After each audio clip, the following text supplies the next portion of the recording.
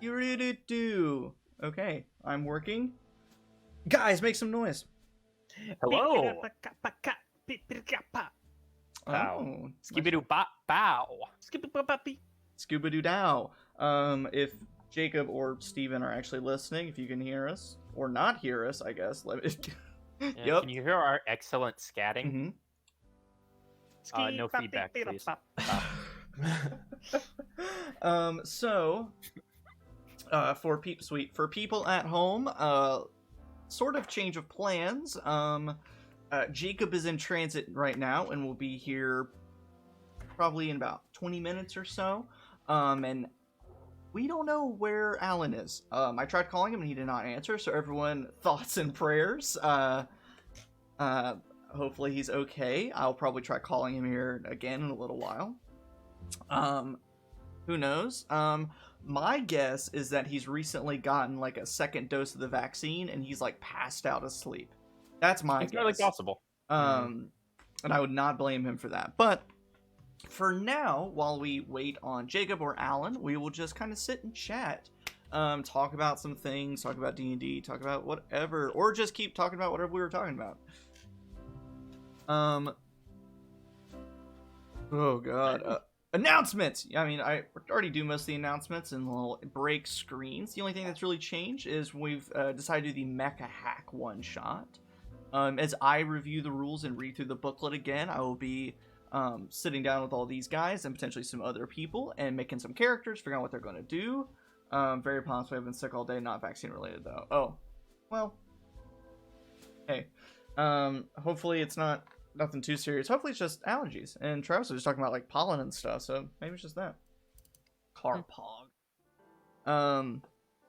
So I'm very excited to do some mecha hack things. I also need to do a little bit of my research and maybe watch a bit of Voltron, watch a bit of Gundam again, since I've not watched Gundam in maybe 15 years.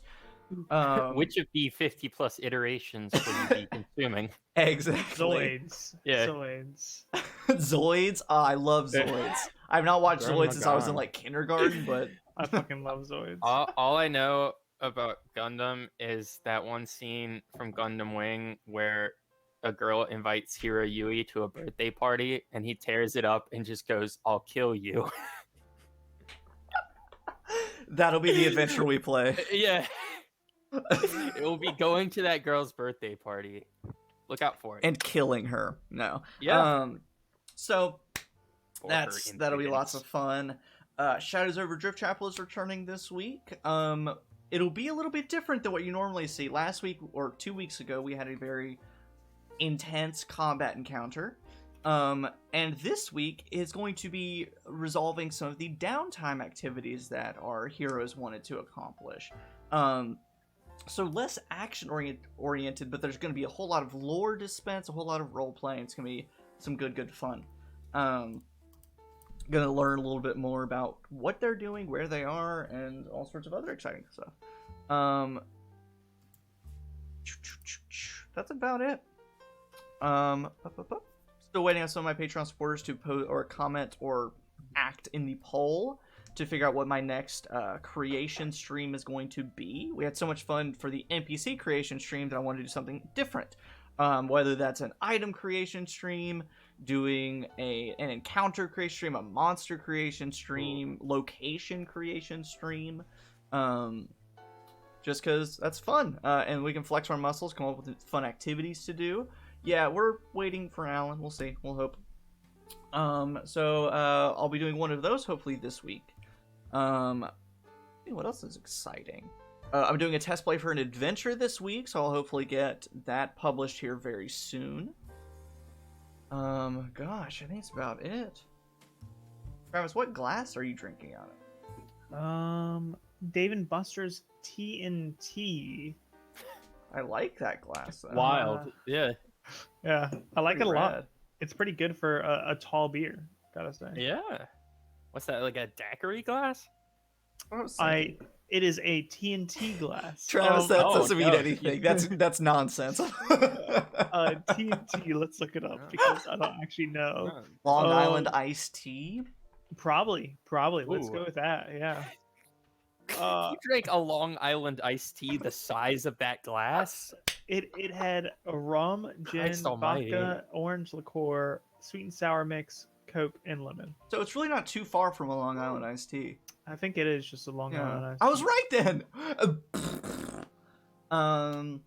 Anyway, I don't know. Xavier, what are you doing? What have you been up to? What's your streaming and D&D life like?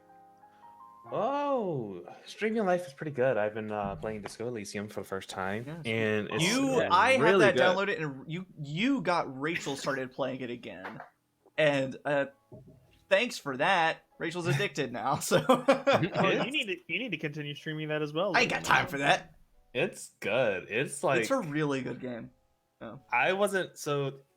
I went into the game like not really knowing anything about it, just other than the fact that people like it.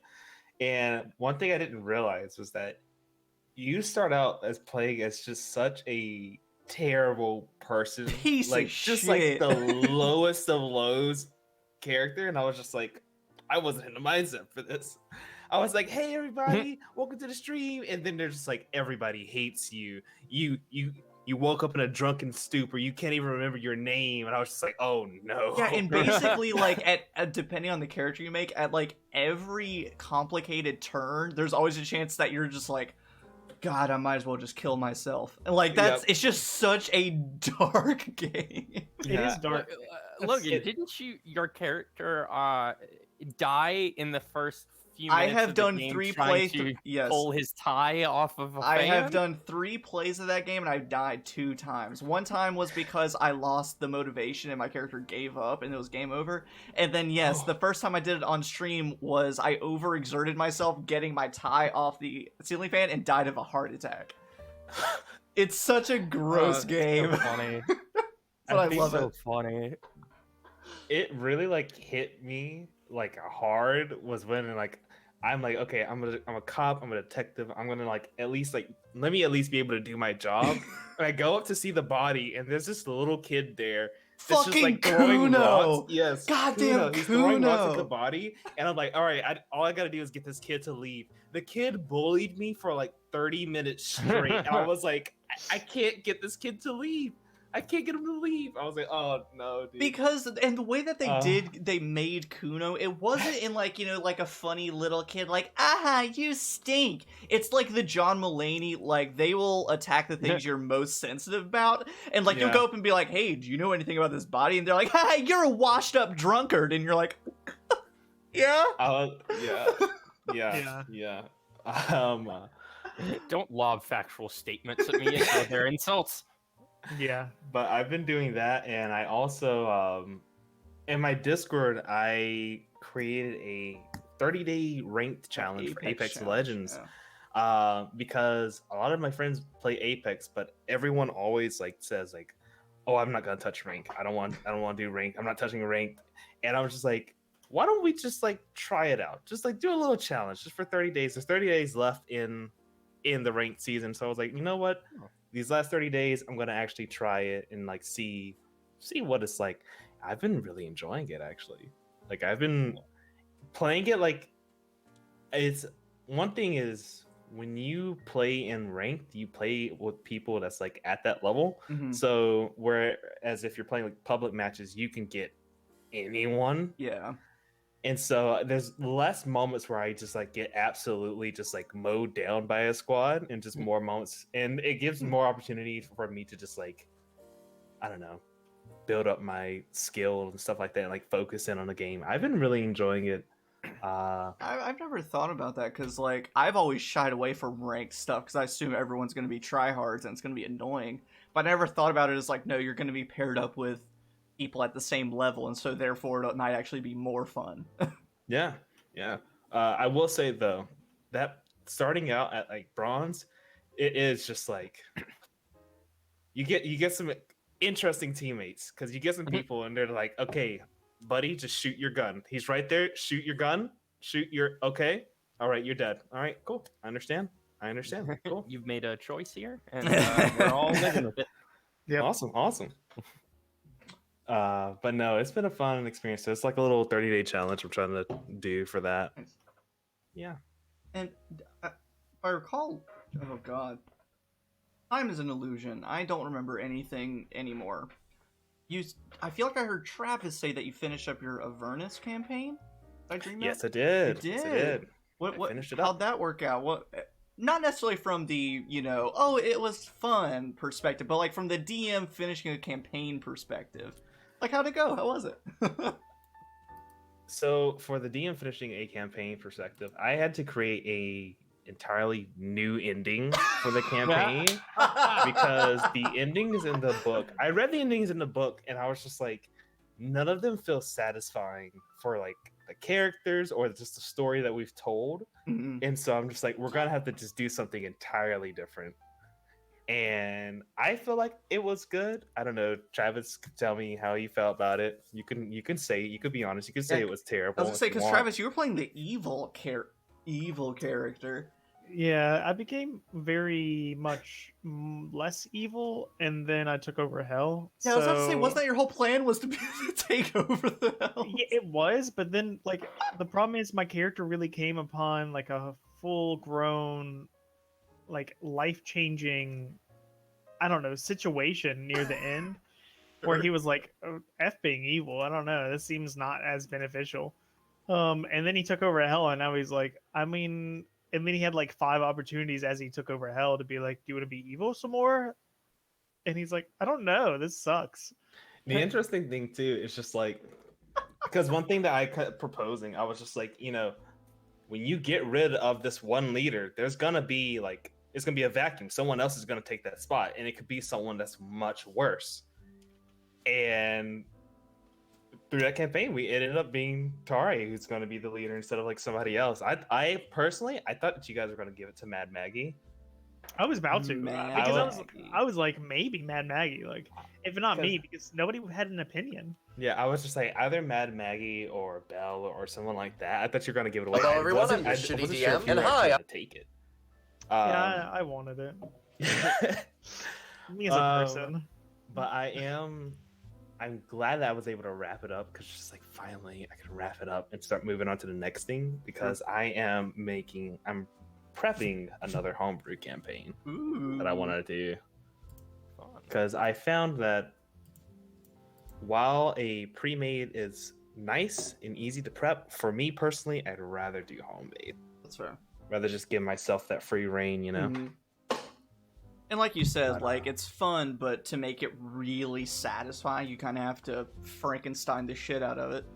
Yeah.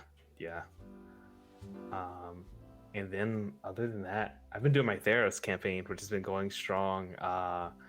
My my crew, they fought a Hydra, and they were like, "Yeah, we did it. We beat a Hydra." And then one of the gods came down and transformed the Hydra into an Iron Skull Hydra, which is basically like a mechanical version of it that can spit acid. And they were like, "Oh." Phase 2. Yeah, they're like, oh, they were not realizing, they weren't expecting a phase 2, and it was the first battle in a minute where it was just like they almost like got killed. I was like, Wait, did they defeat the Iron Scale Hydra after? No, they ran. Okay. I was like, wait, did they do Nice. both? No, they ran, and we did like a whole chase scene and everything like that. But it was good because it was just like, it was the first time in a minute where they had to realize that, hey, there are still things out there that are stronger than us, and we could easily die. And I was like, yeah, that's a good lesson to learn. Oh yeah, absolutely. Steven, no, I have not watched any Offbeat Outlaw. I just did a little bit of searching, and apparently he's live right now, playing some D&D, actually. Ooh. I'll give him a follow. Nope, that's the wrong one. The new season of My Hero Academia started, and that was real good. I'm finally Nice. finishing the most recent, season 4? I think it's season 4. Season prior That to would've been the one that's coming The out right most now. recent one. Yeah, I'm trying to finish up that before I start watching. So I was gonna say so no spoilers, but I'll probably forget anyway. I mean, I'm definitely not going to say them anyway. So, I don't know. but it's real good. I'm really enjoying it, and I don't know. I'm looking forward to one of my favorite anime from childhood, Shaman King. Hopefully that is good. That's supposed to go to Netflix. I'm hoping to enjoy Xavier's campaign whenever that starts up. If I am chosen, we'll see. If you're chosen, yeah. Xavier, weren't you also going to start streaming a Cyberpunk campaign, or was that something I dreamed as well? I am gonna do that You're too. gonna do that, okay. Damn. I You're got a really lot of going things all in. Yeah. I've been looking for. I got I've a been lot of waiting on things that. going on. Yeah. I've kind of personally, I kind of just wanted to. I was gonna do it a lot sooner, but I had a lot of things I want to play, and also with just the negative publicity coming from like the Cyberpunk game itself, I was like, I didn't want a bunch of people hopping in and just kind of like throwing in bad vibes. So I feel like we're That's kind of fair. like it's been a couple months away from it Yeah. now. It's like it's kind of whatever. For that. Okay. In your campaign, will anybody's junk clip through their pants? Absolutely. Okay, cool. Absolutely. I'll tune in. You Will sold me. will they be able to take cover behind a surface but glitch through and be able to see but not take any damage? Listen, it's kill a all the feature, enemies. not a bug. It's a feature, not a bug. All right. I would love to see somebody build like glitch mechanics. Yeah. That'd be really interesting. Essentially, like It's- spend a point of inspiration and end up beneath the ground to travel through to the other Oh, yeah. side. or it'd be like a wild magic surge or Yeah. thing where Yeah. like anytime you tried to do something, you had to roll. Oh, and there's a certain percentage that like some game breaking glitch would interfere. Is the role playing game as horny as the video game is? Probably. No, Oh, it's really? not. It's more. It's Even more, hornier. I'll say I feel like Cyberpunk is inherently horny. It's like horny, but As a it's more like genre. think of it more of like Blade Runner, where it's just like Okay. it's more Blade about Runner like was the pretty aesthetic. horny. It's still there's a lot of horniness, but it's more about like the whole like aesthetic being like the whole like the neon lights in the rainy city and everything like that. But no, a friend of ours played the game again, and we were watching it, and we were just like, "Oh my gosh, Yeah. this game is super horny." It was like insanely horny. I was like, "Okay, guys, I get it." Yeah. Well, I mean, those poor CD Projekt Red employees probably didn't see another human for weeks on end. So you imagine that poured into the development process. Oofta.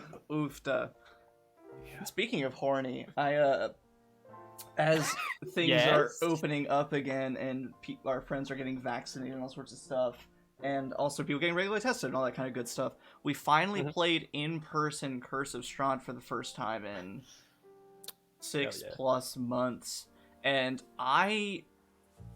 okay, so also, this is similar point.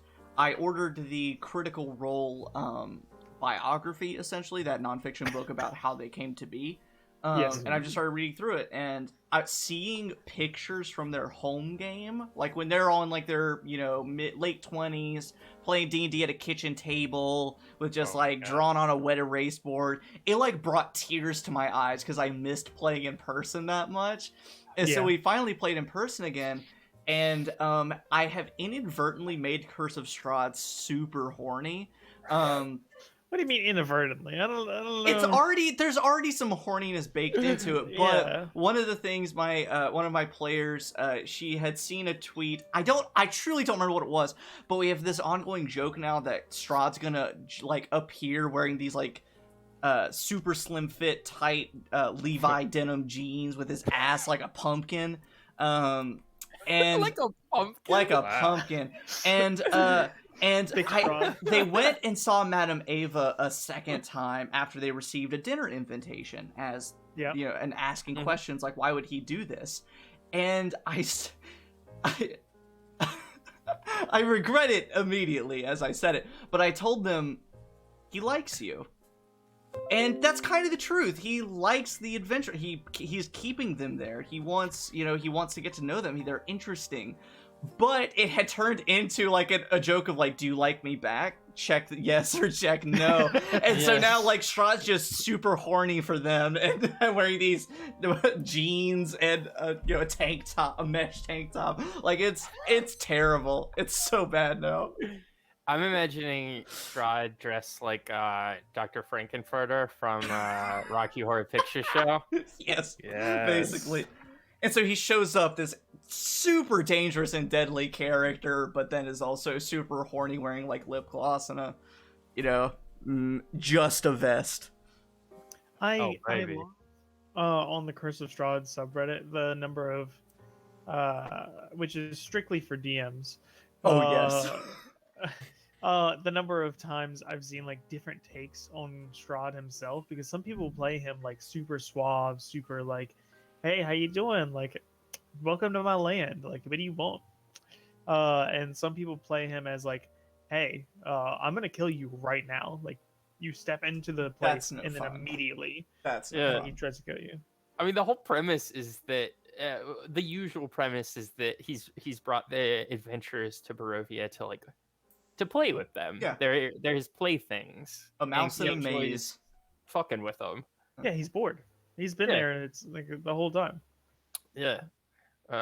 One of my favorite takes that I've seen about how to play Strahd, and Mhm. it's one that I'm using to a small degree. We'll see very early on in the campaign, but one of them is like it's terrible in concept, but as far as playing a villain, it has been very useful. Is taking traits and frequent actions of like emotional abusers. Oh and yeah. pasting that onto Strahd, where he's super nice and he gives gifts and he shows sort of favoritism, but then it's also threatening and can might harm you, but then say sorry, I didn't mean it, kind of stuff, or kind of energies and actions. And like the more I thought about that, I'm like, that you're talking about like endings to a campaign. I feel like having that kind of energy really strung out to characterize a villain would be super satisfying at the end of the campaign if you finally get to kill him. Like, that would be such like a rich like villain hero conflict. Yeah. And if your party is on board for that, that's a great way to play. And that was it. something we Oh, kind of yeah. talked about. And like, I've already spoilers for Rachel and whoever else might be watching. I've already dropped it in just a little bit, because there's a monk in the party and she likes to use throwing knives. And in their first combat encounter in Barovia, she had thrown a bunch of throwing knives, and they eventually fled as possibly Strahd appeared. Welcome, Alan. Oh, that's not it. There he is. And she had left a throwing knife behind, and he picked it up and found it and tucked it away, and then has since delivered her a gift. Hello, Alan. Of a solid silver and engraved throwing knife. And it's just like this little like, hey, this is for you, and also I want you all to come to dinner. I want to get to know you better. So it's this very like friendly, inviting, like, here you go. And it's just, I want it to be as unnerving as possible. Yeah. I really like it. I think I've told you, but off screen at least, I made one of my players one of the main. Sorry to interrupt. Rachel just said, no, yeah, it was horrible. We all hated it. Anyway, continue. No, I made one of my players one of the main obsessions for Strahd. I love And it's really unnerving every single It's time. so They're like, unnerving. why do they love me? Why does he even like me? And it's like, you'll find out. And the more subtle you make it, the juicier and better it is in the long run. Like, yeah. even if it's as far as like, oh, you're fighting him, he doesn't attack you when he had the opportunity to. It's just small, like, backhanded stuff like that. Ooh, juicy. Anyway, Alan, how's it going? Hey. Well, well. I'm glad you weren't in some sort of Yeah. horrible accident, because now we can dunk on you. Yeah, we thought you were dead, so not I really. mean, pretty much. I only had like a few hours of sleep last night, so I speculated that you had gotten the second or first dose of the vaccine and were bodied. actually no, both times I was fine. With Really? mine. But I mean, yeah, that was it. That So was- we're giving you an Alan. Yeah, clause. just, you can lie to us, Alan. Just make us feel better. A little lore for you viewers. Alan and I lived together for about a year, and the number of times I walked past Alan's fully open door and him like fully clothed in like his outside clothes, just passed out over the comforter of his bed. I was just like, I assumed that was what happened. That was also partly my assumption. I was like, knowing Alan, because I even think last week you were late because you were exhausted and so like taking a nap. Hey. So it's like, don't bring up my pattern. Don't bring it up. So on that note, Alan, how's your internship going? How's your day-to-day life? It's good. It's great. I mean, it's mostly my fault of like trying to, make sure I'm actually sleeping on time. But otherwise, like, yeah, it's good. That's fair. That's fair. It's great. I'm Yeah. learning a lot. I'm meeting new yeah. people, and yeah, I don't know. I could go. I'm trying not to go on hours and hours about it, but That's fair. Uh, So give me a quick and dirty response. Have you done any preface backstory? Whenever Alan started his internship, he and I had a fun sit down about sort of the combination of tabletop RPGs and like therapy or any kind of environment like that. And God, we probably could have talked for the entire day about the topic, or at least I could have, because I love it so much. But Alan has that. I think last time I asked you, you hadn't had the chance to explore that more. But have you had the chance to talk about that more? I brought it.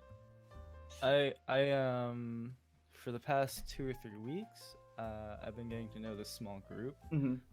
That was like set up because I think they might be interested in it. And like the other week, I asked like, hey, would you guys be interested in like trying some D&D? And like before I could even finish my sentence, before the words could get out of my mouth, everyone said yes. Oh God, yes. And Good. so yeah, I'm super excited. I still need to research a ton on some things, Mhm. but I'm gonna try and make it as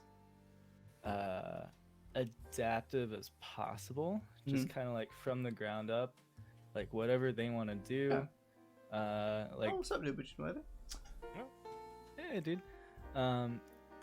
And yeah, I'm actually working on some other things as well. There's another person that like I can't go into a lot of details, but like they have their basically like their own kind of like show. Mhm. And so I'm helping them like work on a theme song, which has been really exciting. That's and also like my cool. supervisor has been like encouraging me to create like improv workshops, like improvisation workshops for Ooh, like that's cool.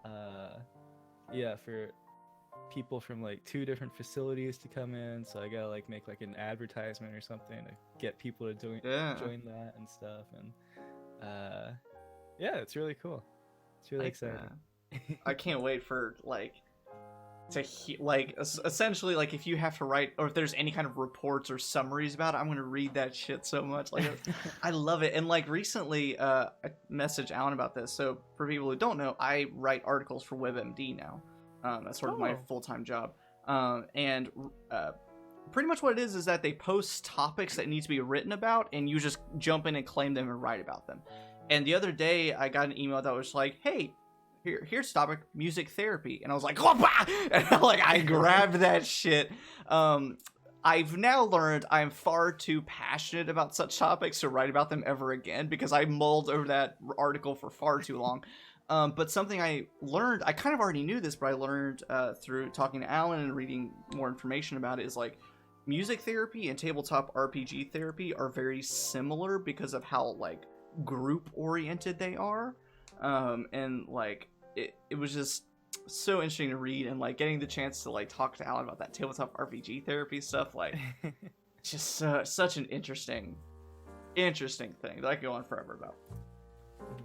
And it's reactive too. It's Yeah. not like Like the improv thing. Like it's just you adjusting to everything that's happening and going with it and getting creative. yeah. Oof. That's awesome. I guess if we wanted to, we can go ahead and get started with a bit of recap, bit of RP warm up, as Jacob makes his way in. Said on in 10, but I feel like that was a million years ago. So Yeah, he'll be on at 10. at 10 o'clock, yes. I don't have my RP warm-up stuff pulled up. So here's what we'll do. Carson just got up. I have to pee. Jacob fell asleep while driving. According to Steven. We'll take a quick, 2 or 3 minute break, toilet cat, get drinks, and then we'll do recap and jump right in. Sound good for everybody? Sure.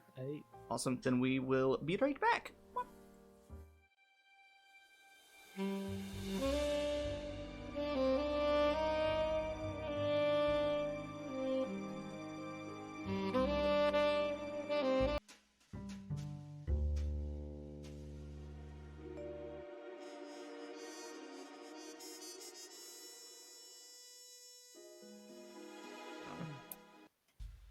All right. Oh What yeah, people that's do what we're here nowadays? to Yeah, do. we're playing Let's D&D. Make sure like Jacob is cool. Imagine Carson, the first person in 15 years, just going up to people.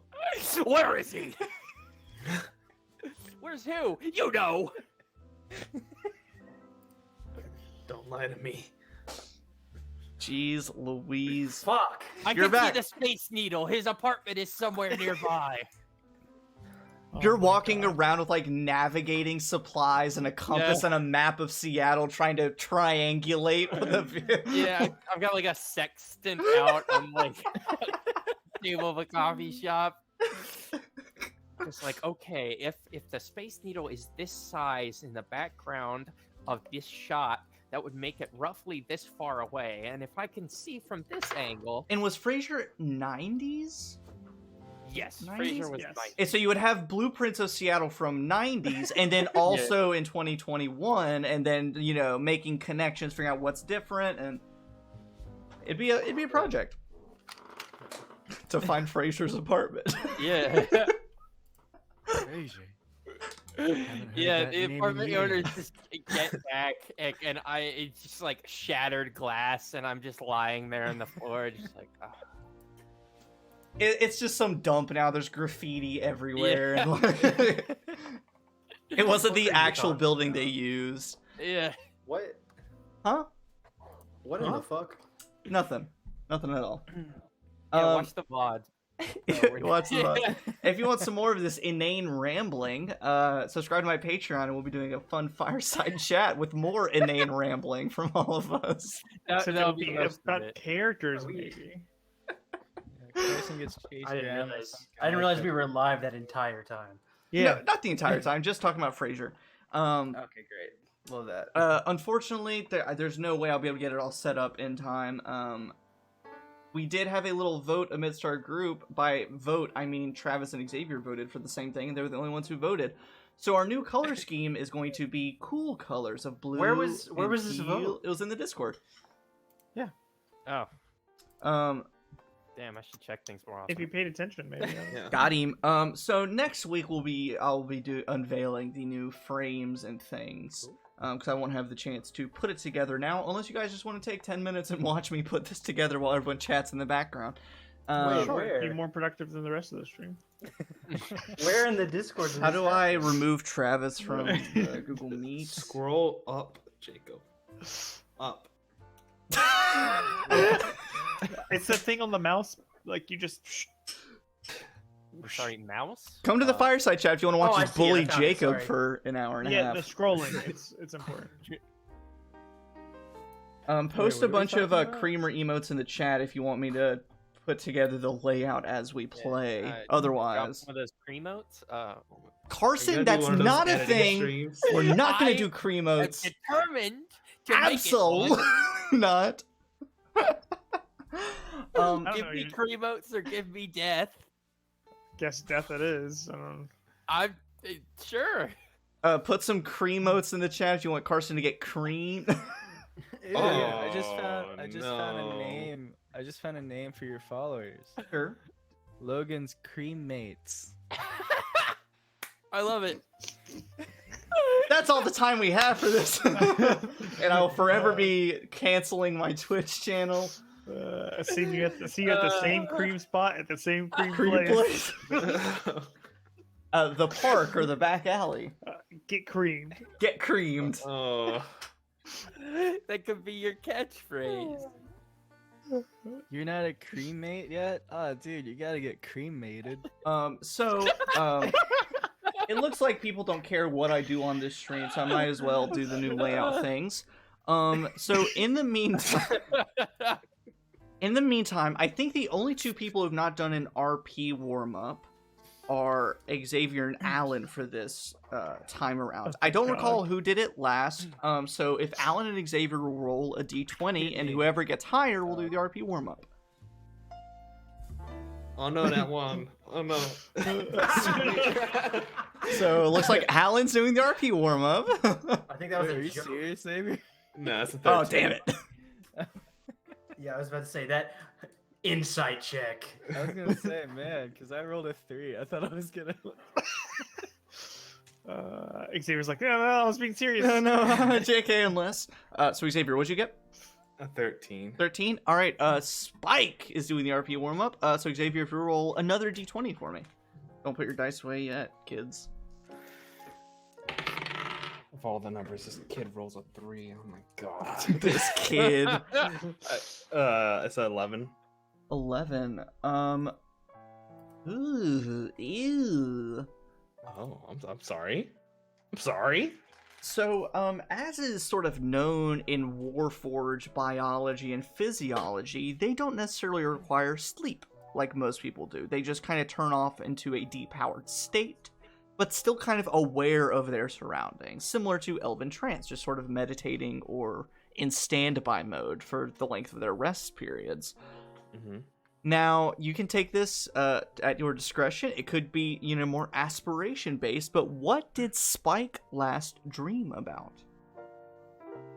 And now we will cut to me fixing layout stuff while Xavier talks in the background.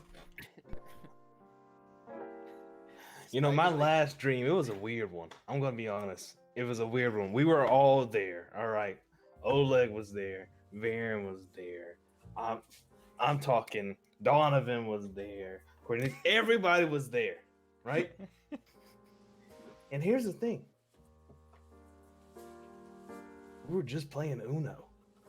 Sitting the whole time playing Uno. And I was like, guys, we got a case. We got to solve. There's a serial killer. And they were like, no, draw 4. And I was like, I ain't drawing 4. There's a serial killer out there. And they're like, no, man, you got to play the game. You gotta play it. That's how you're supposed to do. Draw 4, pick up your cards, and stop procrastinating. Stop changing the subject. So eventually, I pick up the 4 cards. Right? I pick up all 4 of them. 1, 2, 3, 4, and then I look over, and Oleg has this sly grin on his face. I'm like, what does he got a grin on his face for? What does he got a grin on his face for? He hits me with the reverse. And then he says Uno, and I'm like, what? I'm like, guys, there's a serial killer out there. There's a serial killer. And he was like, do you have it? You gotta pick up a card. If you do you not got a color? Pick up a card. And so, of course, I'm sitting here at the cards in my hand. I got 42 cards in my hand. Tell me now, how do I got 42 dang blasted cards? I ain't got a single blue. Not a single blue. They were all reds and yellows. Reds and yellows. I had to pick up another card, go all the way back around, and of course Oleg gets it. He wins the game of Uno.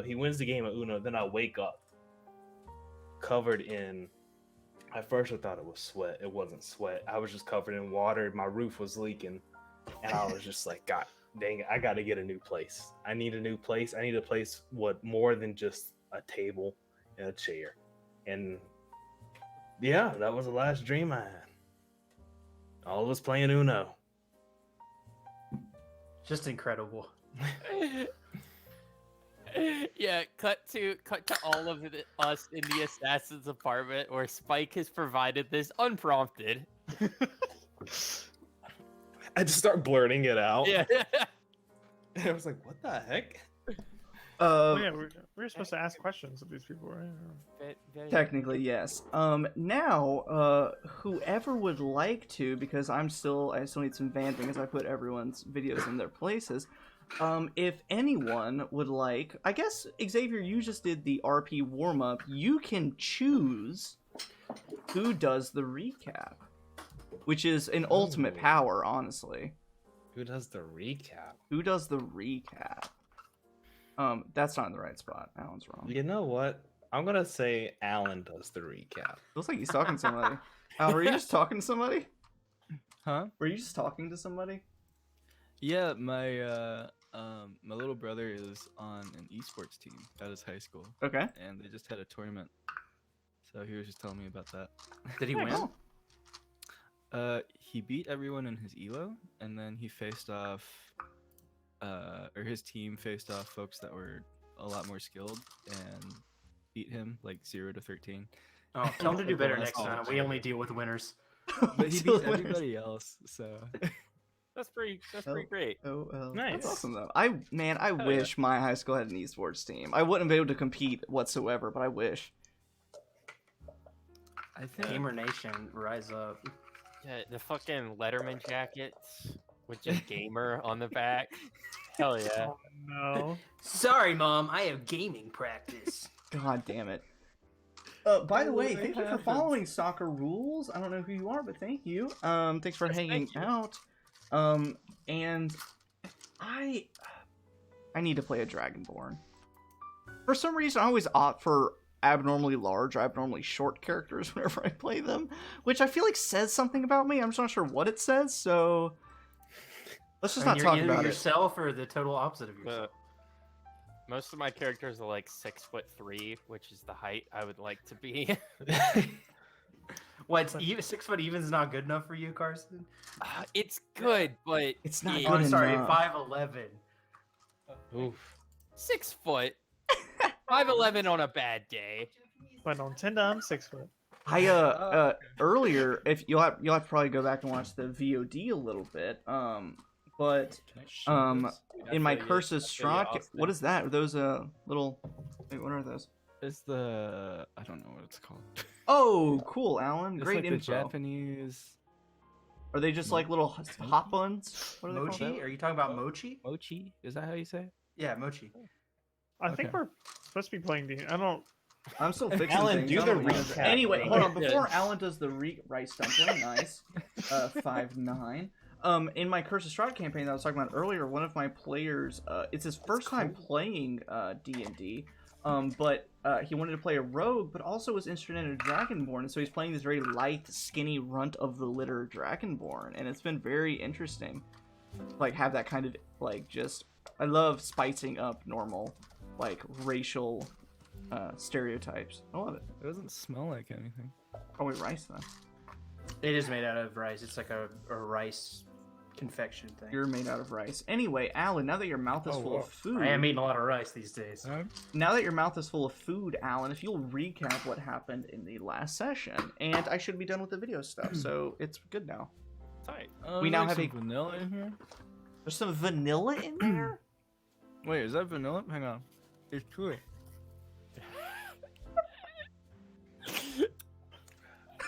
Alan is designated to do the recap. Immediately pulls out food. I imagine Travis is So over we there had- muted, like, stewing and furious, like, I just want to play some goddamn D&D. I just want to kill these guys already. We made a deal with this dude named Gavlock, and What the fuck? Mhm. is this like whipped cream? What's in this? Mango It's called- monkey? It's called. Strawberry? Never You mean mind. Baja Blast? Yes, Baja Blast Moki? Yeah. Mmm. It tastes like some kind of whipped cream. No! I Is that what they put in this? I don't know. no. They put a lot of different things in mochi. Alan. Oh, Just it's do the mochi. recap. Chai? Mochai? Chi? Eat it right now because Yeah, I'm eating it right now. Oh, okay. What's Yeah, in it? eat it, Alan. Are you getting yelled at? Oh my gosh, this is the worst. Can I go back in time and prevent Oh, myself from okay. picking Alan? Yeah, so Xavier, since you just did the Carson. RP warm-up, if you want to pick someone to do the Yeah, like recap, it's a sticky good rice. power. Is that how it usually is? Yeah, I'm gonna say Carson. Can you do the recap for us? Oh, Thank yeah. you. I would love to do the recap. Xavier. Carson just was let very us- on yeah, last okay. session, so I Okay, feel like he's thank going to you. provide the best recap. Cool. Yeah, I have notes. Alan, you were Uh, skipped over to um, do recap, so Carson's Yeah, doing it now. so Gavlock is he signed a deal, or we signed a deal with him. Yeah. That like Yeah. he would help us out with answering questions and like as much as he could. Audience, if you're change, wondering, like, it can get worse. Some immunity or something. Wait till the fireside And so chat. He was like, or they were like, yeah. So I've been just working for Ithernel Adana, who for some reason like a freaking nerd wants to be called Death Knell, and Yeah, nerd. those two bodyguards of hers that we met earlier was Gavlock and like his other buddy, and what else did my notes say? Yeah, so we take we're taking Gavlock to meet with their partner in crime. Something about Rolo. Like the candy? Rolo Rigmunk Robbins. What? Oh, this is the guy that was a bad tattooist. Oh yeah. And I talked to him and was like, hey, maybe you should like, try doing some jewelry. And he was like, yeah, I'll do it. And then talked to his wife and whatever. The He's got goblin some who cool offered kids. to tattoo you from a window Yeah. And then called and out then- to you. And then I wrote Gavlock's Accosted him. clean. And like we get to Gavlock's place and like, there's like a lot of evidence of like everything that they've been saying is pretty much true, or like, there's evidence that supports it, like, different blueprints and maps and stuff. Oh yeah, also we learned that he was gonna kill Varian next. Until like You Oh said yeah, that- you- by the way. You said that like it was an afterthought. Oh yeah, that also is a Yeah. thing that happened. trying But to get a let's go back to well-rounded talking recap. about the tattoo goblin. I mean, the tattoo goblin is more The important. emotional crux of the session. Oh, and Oi, indeed. That's a good way to sum up this entire thing. Oi. Oh, and apparently Gavlock has never met and he prefers to be called Gav. And they've never met that dude with the big sword that ran off with Wendelin. And then Varian had a plan to kind of like, shake things up a bit, was to like, have some like explosion go on, I think, or something, and like fake his own death. So There we go. and then we can like, hide the fact that, he's not actually dead, and then surprise Death Knell. And yeah, did I get everything?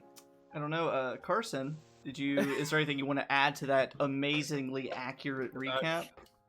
And detail-fueled recap? It is whipped cream. Yeah, cool.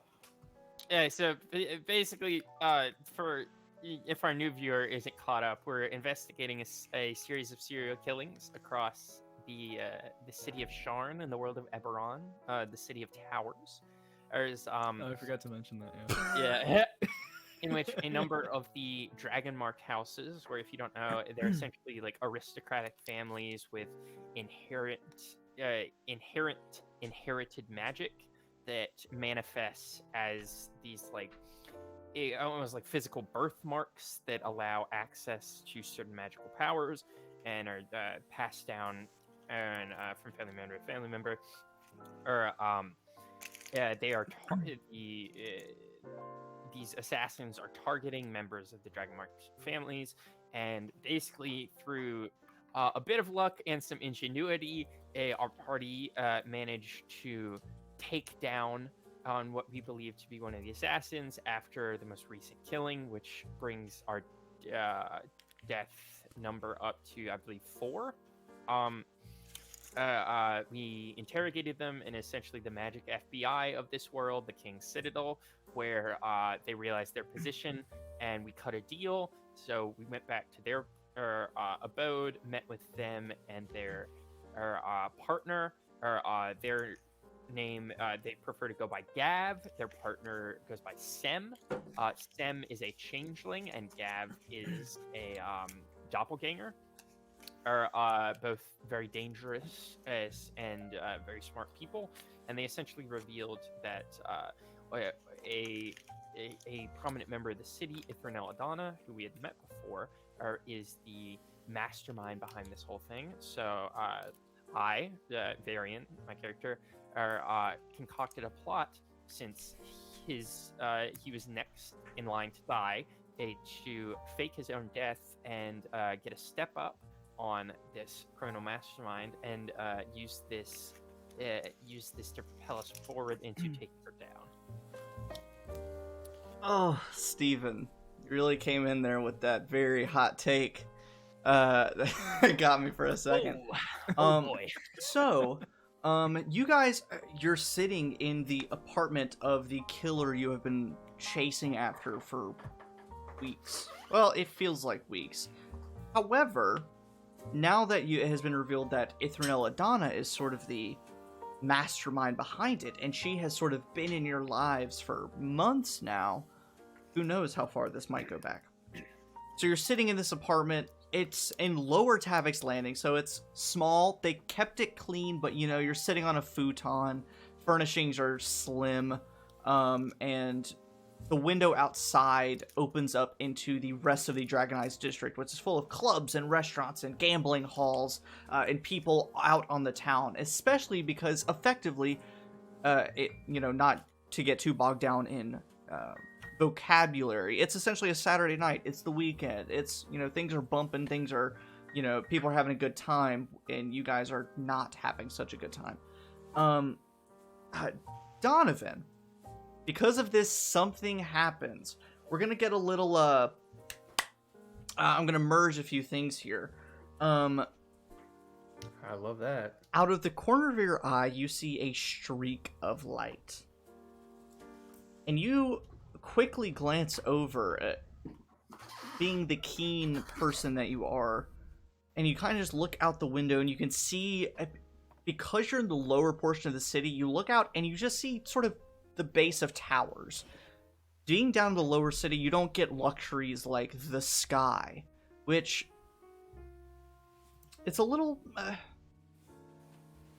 for some people it's totally normal. Like for Spike, it's totally normal not to see the sky at all hours of the day, but it kind of jars you to look out the window and you just see building faces.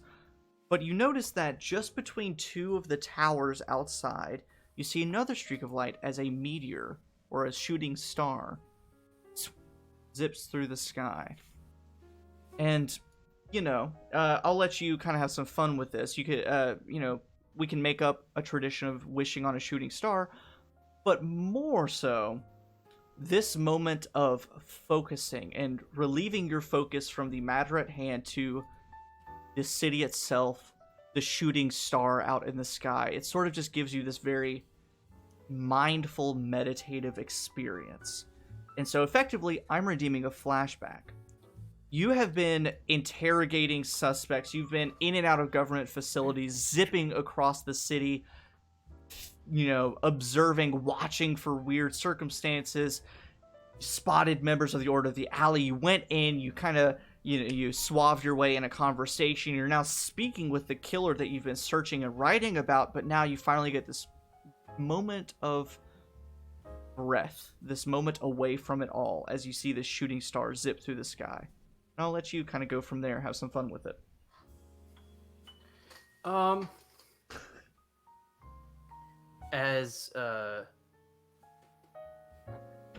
As I see that shooting star, I start thinking about when I first got to the city. First of all, I wonder, how is there a shooting star when you can't see the sky? That's pretty weird. I don't know how it was that through works. the cracks of some, like the gap between two towers, and you can see just the Okay. faintest bit So of horizon. I was thinking about like in the city. I was like, that sounds like No. someone's. you sky see a coach shooting exploded. star, and the tower Someone's next sky- door crashes and tumbles Yeah. to the ground. Yikes. It's like that opening burst scene into in flame. Dinosaur. Yeah, but anyway, I would probably think about when I first got to the city, and there probably would have been some kind of moment as I'm in the lower parts of the city, trying to work my way up, trying to find work, trying to find a place to belong. There probably would have seen like a look in a very similar situation, been in like a really shitty apartment, living by myself, looked outside and saw like just that little flash of shooting star and made some kind of dumb wish like I want to be somebody someday. Classic. Or more so something like that, but also just like I want to be important to somebody someday. Like, because a big part of, I think, being poor or just being like in not the best circumstance is a lot of that involves thinking like, the only way that my life matters is if I don't pay the rent and someone's going to show up. That's the only reason anybody cares that I'm here. So like, it's a little sad, but it'd probably be a little bit of that as well. Just like, I want to be important. I want to have friends. I want to have people that love me so that I feel like my life means something. Absolutely. Musical. Oh God, I would love a musical episode. Oh. Oh, Ooh. All right, we'll work on it. So but, yes. Yeah, I guess that The song for right now would be Airplanes by B.O.B. no, no, but and then Donovan would probably just come back to the moment and think about like, although like a lot of bad things have happened to him, that now he has like, even if it's small, like he has a family and somebody to look out for him. This case seems to be finally like gaining some momentum. We have a name and we've made progress. And you look around, you're sitting in this grimy apartment on a bar stool that they pulled over for you to sit on. Everyone's kind of either sitting on the floor, standing, or sitting on just random chairs that they had. And now you have just effectively come up with the plan, or at least propose the plan, to fake Varian's death, to essentially get a step ahead, to make the mastermind behind all this think that things are going according to plan. It has sort of been agreed that Gav and Sim can acquire some half-elven parts, and that Oleg can implant some Delkir. Honestly, you could probably just put in Delkir junk and it would suffice. And stretch. And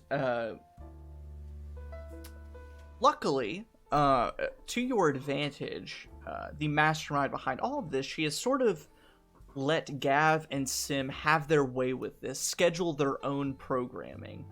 And so she doesn't necessarily know what the plan is. So the original plan was to meet with Varian for an advisor's meeting, which he has been informed now that his advisor has been murdered and stuffed in a closet. Which might be something else that needs to be dealt with at some point. But originally it was going to happen during the advisory meeting at roughly 9 or 10 a.m. the following morning. However, you sort of have the luxury, if it's called a luxury, the benefit of being able to alter the plan without anyone else knowing, effectively. As long as you or someone dies, the plan is going accordingly. So, you are sitting in this apartment. You can proceed with questions and discussions. Alright, this is a great plan and all, but not to get too bogged down in the minutia of it, but what are we gonna do after you fake your death? Like, what is this gonna accomplish? Like, yeah, a job will be done, but like, in what way is this gonna make her slip up? You know? okay. I look towards Gavin Sim. I'm just like, I understand part of your reasoning in targeting me was to remove my ability to proceed the investigation, correct? Somewhat. To be honest, I had not fully researched when I started acting. There was a... Originally, now if you don't mind me going into a bit of the details, my original plan was to invite you to participate in an internship and pay for your transportation out to the city of Rote. And that's really that was the plan, was to get you out of the picture, get you out of the city for a few days. And honestly, I would have paid money to see you get all the way out there and show up for your internship, then they have no idea who you are. That would have just been amazing. But, of course, as things have developed... I'm sure. In the meantime, I was going to potentially target, essentially weaken your forces and target someone else dragon marked, but the more I looked into that, the more difficult it would have been. I was very sad to learn that neither of your parents were dragon marked and neither of your grandparents, and so it spiraled from there, and then I had already initiated the plan, I had already killed your advisor, and it was, I was already kind of locked in, and so I just, figured that if I could maybe potentially separate you, then yes. I'm sorry, what was your original question?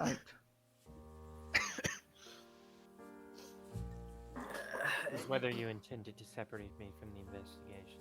Yes, that I kind of answered it, I feel. Like, I didn't get too far off track. Yes, I was hoping that either by separating or killing you, I could weaken your operations to some degree. And eventually, I can't pick favorites. Oleg, you were going to be, a target somewhere. Probably in the third movement of all of the murders, you were going to be one of the targets. Does she know who you chose? No, she does not. She made mention of some houses that might be a little more difficult. For example, House Cannith with all their inventions, but I tried to find a way around that. House Denaeth, and they're all mercenaries, so of course that would have been a challenge. So next to Kenneth was next on your list. I figured that if I again, like I said, it was a bit brave to try and go for that, but I think I can do it. Brave, stupid, whatever you say. Whatever it might be. No one else is going to die who doesn't need to. If we go through this with this plan tomorrow, we'll make sure nobody gets hurt or killed. You understand? But going back to my original point, whether she knows that you are going to die or not, I don't. This is all well and good, but what's the end goal here? Like, do we know for sure that she's going to even be phased? She didn't make any mistakes after other people died, we'd be ahead of her, but what? I don't think that we've thought through all the way how we're going to use that advantage. You understand what I mean? I suppose, yes. Because I'm all for this very understandable and noble sacrifice you're going to make, whether it's fake or not.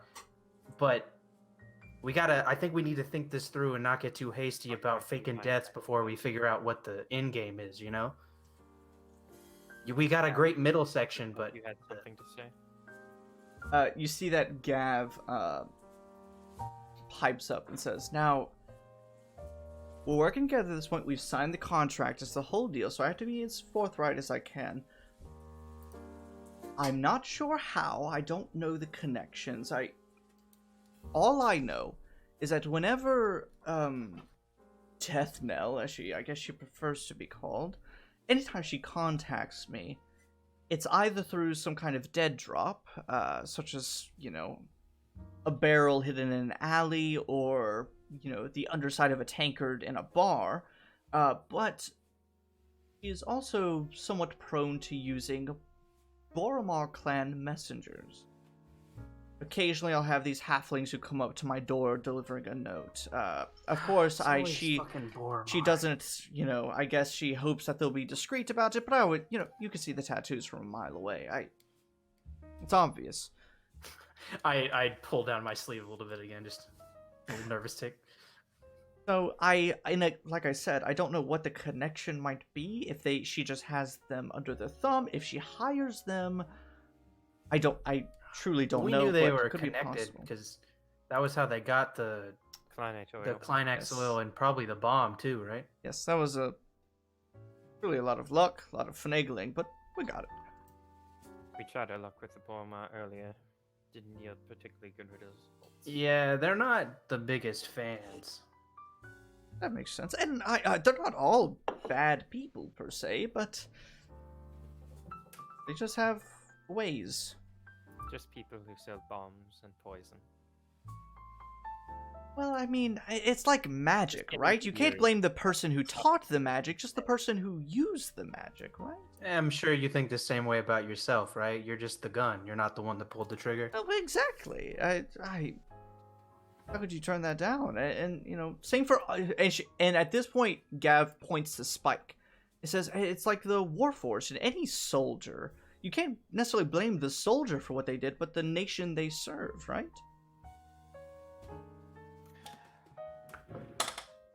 You see, Spike is giving off a 1,000-yard stare,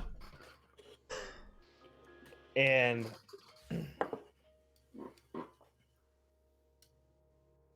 I just grab onto I just grab onto Romulus. I just hold on to it. Your hand hold starts on. to vibrate. You're like, I'm just like, I'm just gonna hold on to it. I'm like, don't say anything. Not right now. Not right now. We need them alive. he has the For right now. audacity. He doesn't know. He probably never started. He's just some alien creature. He's what do you say? A doppelganger? What? I'm like, Romulus. I promise you, I'm gonna blow their brains out as soon as we're done with all of this. All right? Don't gotta worry. We gotta be on our best behavior for right now. But after this, me, you, a little skeet shooting. And by skeet shooting, I mean blowing their heads off. All right? Oleg. What's your charisma score? What's your charisma score? My charisma score is 12.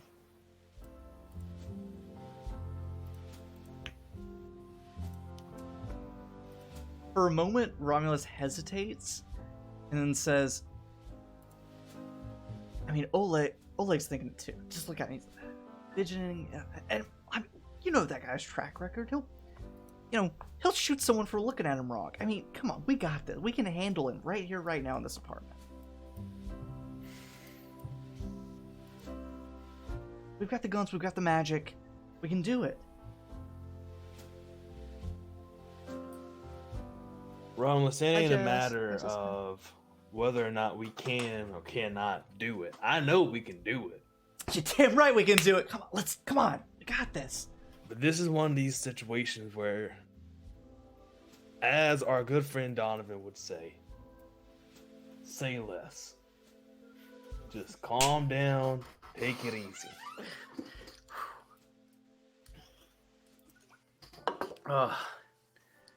Shoot more, obviously.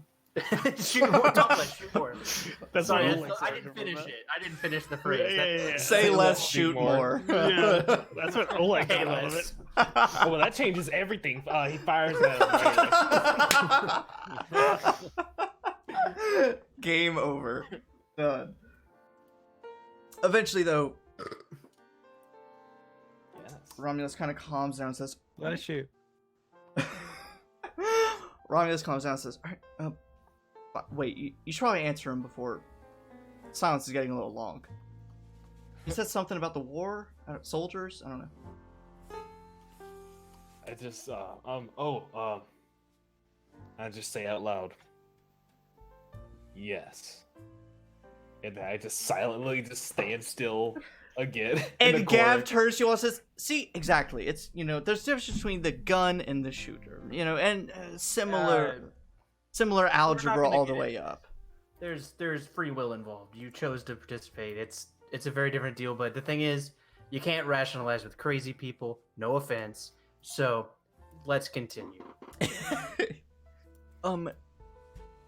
Yes, Killian, I'm having some civility. Oh, well, Alan has a question. Oh, Alan has a question. Yes, Do Alan. the Dark Lanterns, this is gonna be weird. Do the Dark Lanterns have a policy on death faking?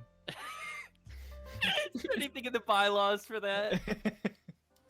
Ultimately, of course, Sorry, my contract says I can't. I Yeah. can't lie in public. it's sort of scenario dependent, but it's, it would require some investigation if the fake deaths were to get, insurance money, or if it was to impose some other kind of gain for someone else. Yeah, we're gonna But- commit fraud. Yeah. Or Varian's if got a big life account. Yeah, but if the death faking was for, if it falls under like obstruction of justice, if it's to keep from finding out things, then there's another tack onto the case. In cases like this, though, which essentially, to boil it down to sort of a bare bones level, it's sort of a bait situation. You're offering something up as bait, which that has been done before. That is a thing as long as all parties sort of agree and, it's safe and it's well constructed, if all of we've the all seen The proper... Dark Knight. You what? We've all seen The Dark Knight. True. I mean, new plan. We fake Varian's death. We collect his life insurance policy. We go to Fantasy Fiji. Retire. Case closed. That's, it's all possible. So it's not unheard of, provided that proper measures are taken. Yeah, If let's it's go to very- Horcrux, Hawaii. And I will say for Killian being sort of the lawful good Dark Lantern agent, Varian Wizard Waikiki. Varian's proposal was to acquire half-elf body parts, imbue them with Delkir supplements, and display them as pseudo-varied body parts to show that he died. Anybody got regeneration? We can just use the real thing. That's true. But for Fuck. for Killian Vesper Senior's perspective, the acquisition of body parts is a little illegal. However, that's up to you to decide if you leave that out of your report in all of this. And that's a very Killian choice to make. Unless you come up with an alternative. Like I said, we just cut off Varian's hand. He can use regeneration. He can regenerate back. Go to the healing house. It'll be all right. Oh yes, That would be- Nobushi Nueve, this is all horrible. It has grossly devolved in the past 2 or 3 sessions. No, that's sad because no, this is literally when we were talking about this last week. I literally was like, "Why do we need to get fake body parts? This is a magical world. Someone just chops off his actual hand."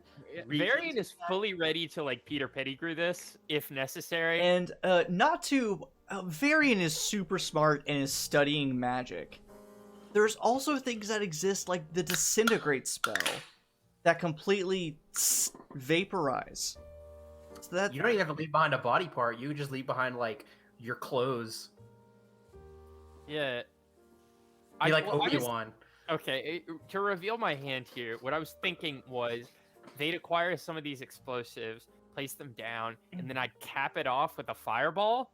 And so it'd just be like such a powerful explosion that like whatever charred bits and like splashes of burnt blood left over would it be like reasonably assumed to be unrecognizable. unrecognizable and reasonably assumed based on the scale to be all that would be left. So, to get back to like what I was saying, And I'm gonna toilet cat while you guys do this. faking death, good. But the aftermath of faking death, are we just gonna do that and then like hope something happens, or is there something we need to do beforehand to facilitate a mistake being made? We need to be able to show her hand because realistically, Oleg, if Varian dies or gets hurt, would not stop at anything to kill every single person until he finds an answer. Well, okay. But we need some sort of irrefutable proof of her personal involvement in this. Which she's been very good about so far. She has. What I'm hoping is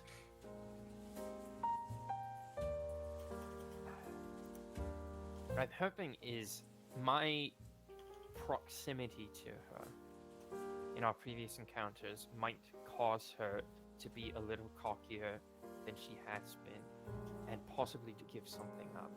I mean, I can change my appearance. I can become invisible. I can do any number of things to catch her in her scheme. I just need the right moment. And her believing that I'm dead gives me a bigger window to do so. So, she's friends with a lot of Dragon Mark people, right? I believe so, yes. So, what if you fake your death? We move forward with that. Next day, we go see her. As in, like, the remaining members of this investigation team. We ask her to be some kind of, like, liaison or, like, help us with the case. So we can feed her information that we want her to know straight from our mouths. We keep her close. That way, she'll be even cockier if she thinks that we're asking her for help. You both, or all of you, notice probably. They probably wouldn't be able to hide it very well. Both Gav and Sim, as you know, they're performers. And as you guys are sort of bouncing off of each other, throwing out ideas, they are, like, eager, ready to throw in their ideas. Their creative minds are just running, and so they're, like, itching to jump in. And I have Psychopath A, B, go ahead. What do you I got? have very high passive perception and insight, so I would probably recognize this and just be like, what? "Wow." And Sim jumps in, and says, before I met Gav here in Sharn, I was a sort of lower member of the Tyrants. I wasn't a fan of a lot of the espionage aspects of it. Gathering, trading, buying information. That wasn't my ordeal. But they do have people in their ranks who can change your appearance magically, and give you a new identity. And for, oh geez, it's so few of you now. For Oleg, Spike, and Varian, you three recall in one of your first adventures, whenever you were trying to track down Gara from escaping with the strange blueprints and schematics for magical devices, you had gone to Gara's apartment and found Kenku enforcers there. Mhm. And you Oh my pointed them... God, yeah. This is a deep cut. And you pointed them in the direction of the Tyrants, who could help them salvage and create a new identity. Yes, I believe I had a Yes, connection I think to Oleg was the one. Yeah, you had the connection to the Tyrant. So, and we'll say that Sim sort of jogs your memory of that, and Sim says, yeah, there are plenty of spellcasters, mage rights, and the Tyrants who can craft you a new identity, but also change your appearance, albeit somewhat permanently, but they can make you look entirely different. And so that way you could really make it convincing that Variant and Madani is dead, but also that way, Ithranel, you could still participate. You could still go along and help out. Because from what I've seen, you're pretty vital to your friends here. And Gav kind of cuts Sim off and jumps in and says, I agree. That's all perfectly valid.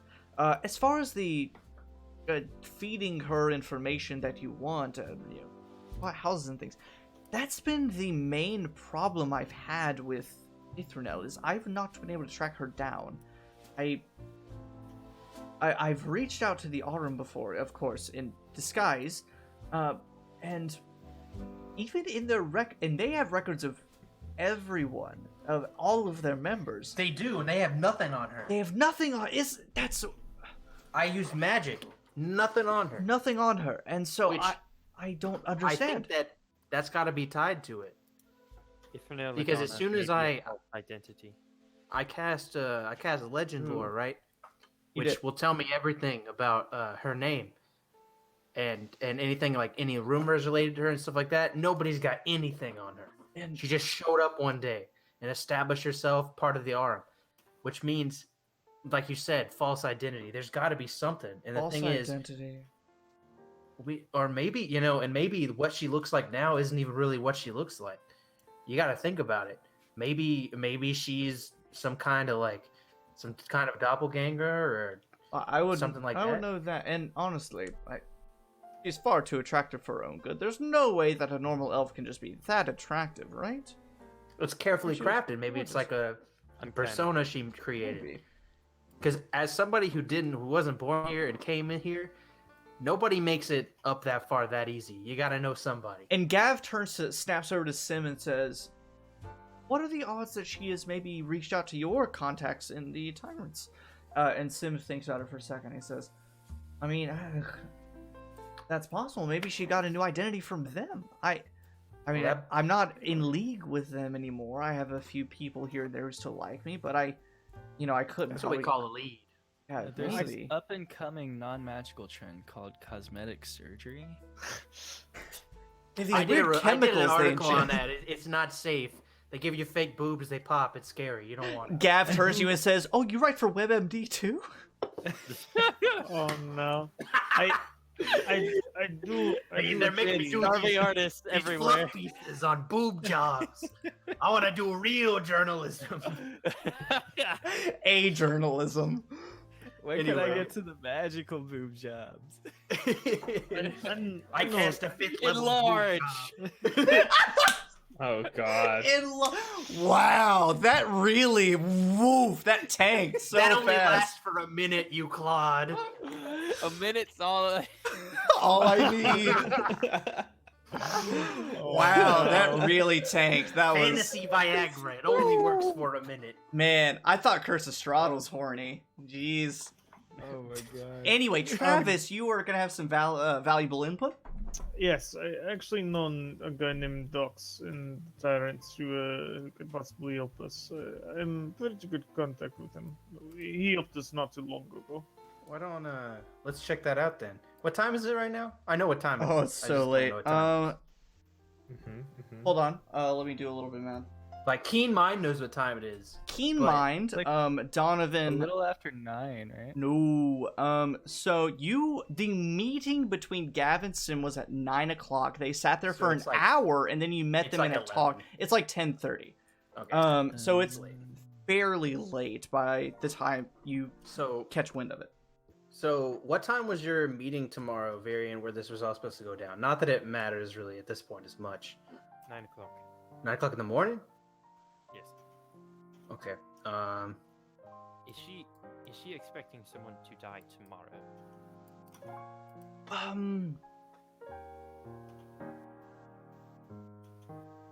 You can see that for a second, Gav tosses around whatever he's about to say. Okay, so I need to amend some of the things that we have discussed. It's a little late in the process for that, but I'm. That's what amendments are for. The first death, Torun, the House Thrash dignitary who is visiting, etc., etc. Yes, I recall. He was several days before the murder of Catherine Orion and Tengfei Direndar. That was because, apparently, at least what I've gathered, I've not had the courage to necessarily ask her about it. I think, I'm not confident, but I think that was the work of Ithranel. And then she contracted me after the fact. Really? So I am technically only responsible for Katarine and Tengfei and Iago Galanda. Oh, 3 instead of 4. What a difference. That's... You only get 2 life sentences. Hey, it's something. But... Discuss how that one went. That makes sense. And so I think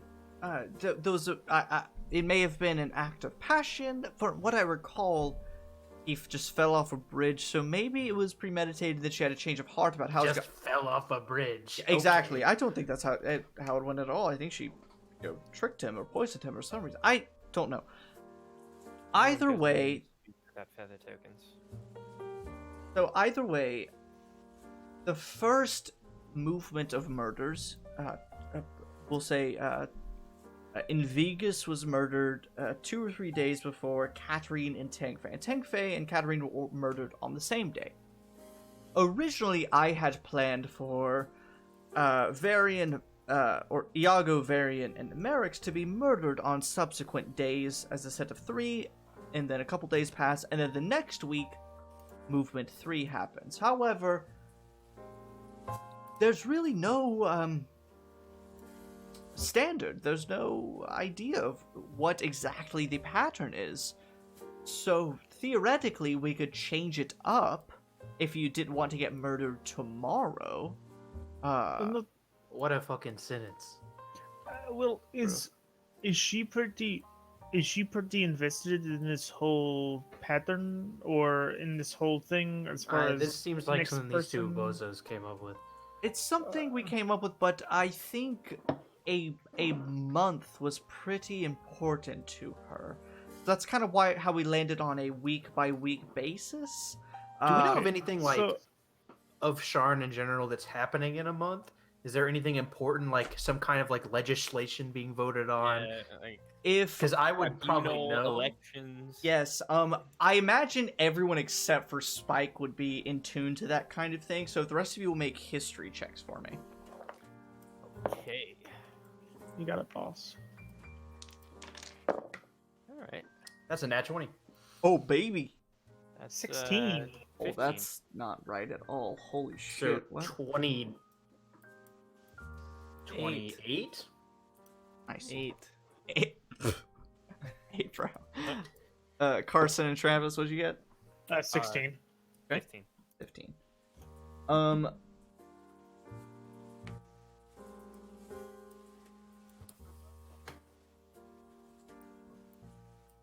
It takes a moment. You kind of each do your own mental calculations regarding celebrations, elections, events, things of that nature that might be happening in a month. And on effectively the first Friday, the first far of every month, the Tane family, the Irtane family, which is like of these 60 families that sort of not necessarily rule Sharn, but they're sort of the oldest, wealthiest families in Sharn. The Tane family is the top most of any of them.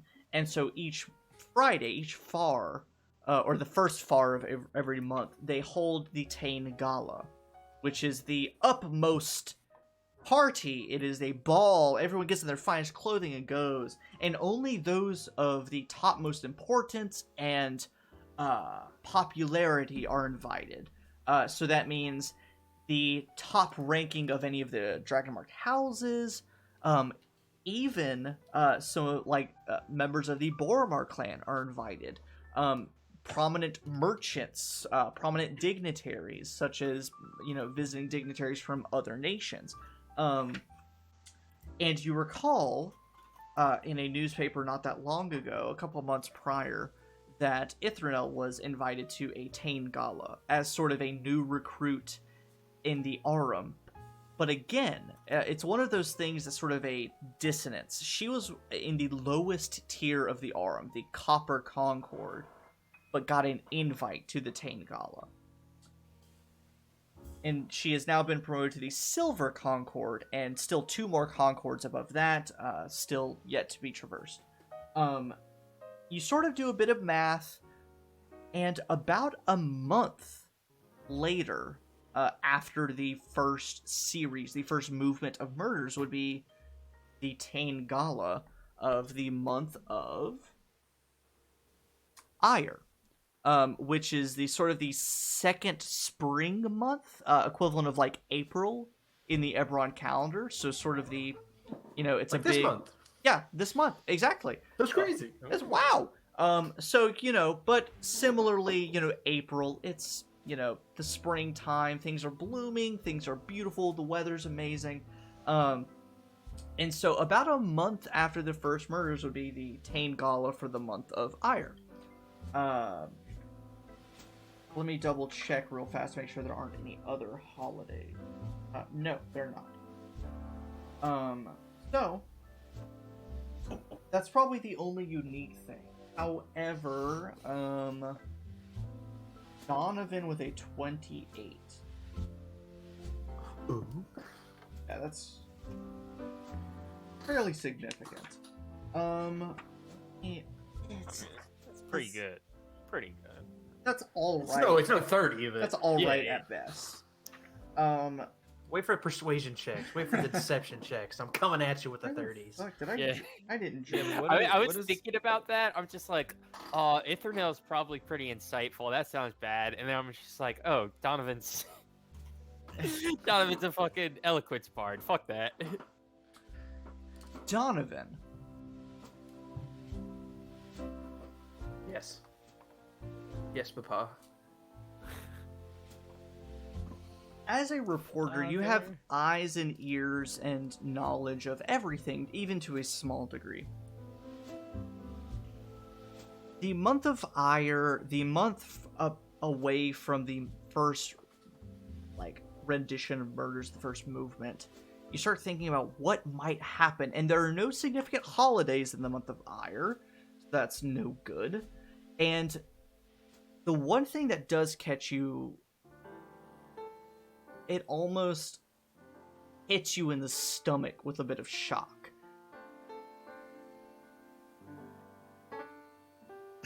The city government of Sharn is led by a council of members that is elected to a specific ward in the city. There are, I believe, about 17 members in the council, and each one is elected according to the ward, and the ward has its own process for electing a new member. So there's very much an ununified, very, inconsistent way in which leaders are elected, but the entire city is run by a council of the members of the ward, and to a degree by the dragon-marked houses in the way that they control a lot of the social and innovative aspects of the city. There is one election that occurs during the month of Ire, and it is for essentially the ward of Lower Dura. The reason you know that, and Spike, you might also know that. I should have given you a chance to roll for it as well.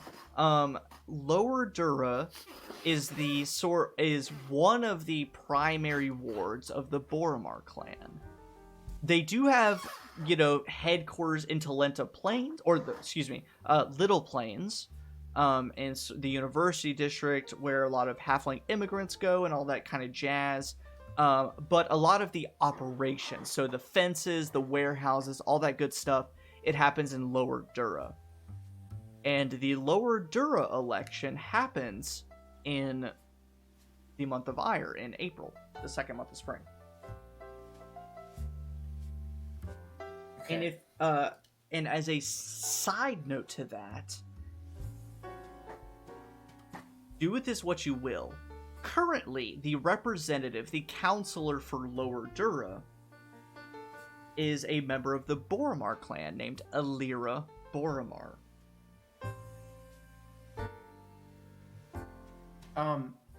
Where is Little Barovia again? That is over in the Stone Yard, and I think Lower Tavix Landing. It's not in Lower Dura. Okay. And specifically, especially as a reporter, you are very in touch with the government and social overarching aspects of Sharn. That in the past couple years, in the years that you've been a reporter, the rise of the Dask criminal organization has led to a downfall of the Boromar clan. As is sort of popular knowledge, the Boromar clan and Dask organizations are constantly at war. Don't I know it? Don't you know it? They are constantly fighting over territories and regions of Sharn and whatever else they might fight over. A lot of times the fights are just over almost allegiances. Just the fact that somebody might be in the Dask and somebody might be in the Boromar might be enough to cause a fight. But that fact, that weakness of the Boromar clan, has led to sort of a weakness in Alira Boromar as a Sharn counselor for Lower Dura, to where some people have been saying, you know, maybe since the Boromar clan is so caught up in the war with the Dask, maybe they, you know, shouldn't have their people being on the Sharn Council. Maybe they should focus on their own stuff. Not necessarily a malicious way, but just like a, you know, people in their districts have been suffering, so therefore maybe the leadership should focus on other projects of sorts.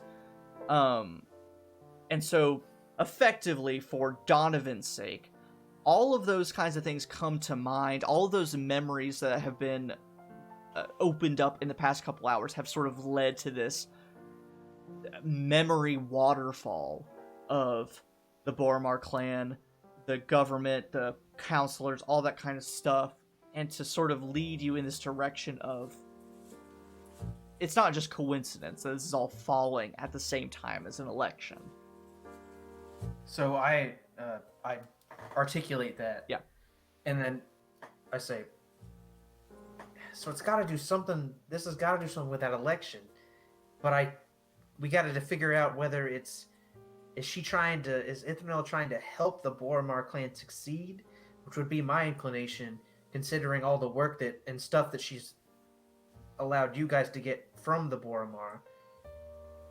Because either they're trying to get the Boromar leadership out of that seat, or they're trying to make sure that they stay in that seat. And Spike, I'll go ahead and I'll loop you in too, so I don't want you to feel left out. As Donovan starts saying this, you've been a resident of Lower Dura probably since you arrived in Sharn, and so I'll kind of leave that up to you, Xavier, if Spike would have participated in any kind of elections or any. Does Spike vote? Yeah, is Spike a voter? Does Spike participate in camp? Like when the Boromar clan comes and knocks on his door and says, "Vote for Alira Boromar," or "Do you want to help canvass for Alira Boromar?" Like, does he participate? All that kind of stuff. Vote for Boromar clan. Yeah.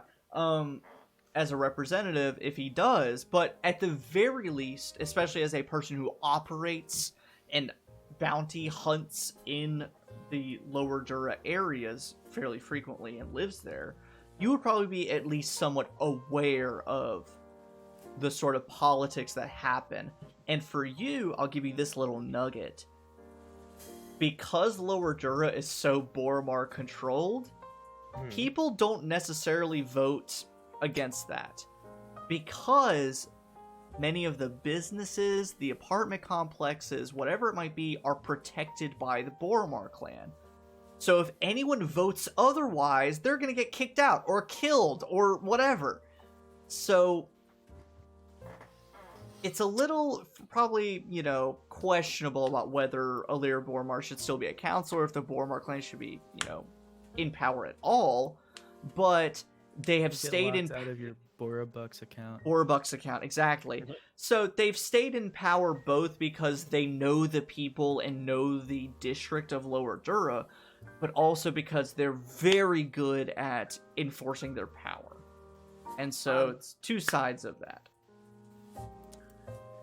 I would say Spike is a voter. He votes. Good. However, We know power starts from the bottom. You have to establish good leadership. the reason why he became a voter is because people were coming around door to door knocking on his place, being like, "Oh, will you vote for this?" And he was just like, "You know what? If I could sign up as one of them, that gives me free reign to just go around to people knocking on their door. That's a good disguise." I could just so he used that as a disguise to catch someone for a bounty. Hey, And then ever since that, he's like, you know, you're going to ever jail. since that, he's been like, you know what? We should vote. There's a lot of interesting things going on with this. I could probably use this to my advantage.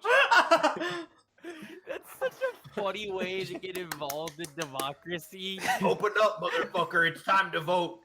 Now I'm imagining, like, the last session, you disguised yourself as a waiter to convince these people. I imagine you going around and being like, "Hey, have you decided who you're voting for next election?" Like, It's like, hey, actually, no, I'm hiding. I'm wanted for murder right now, so I'm hiding in here.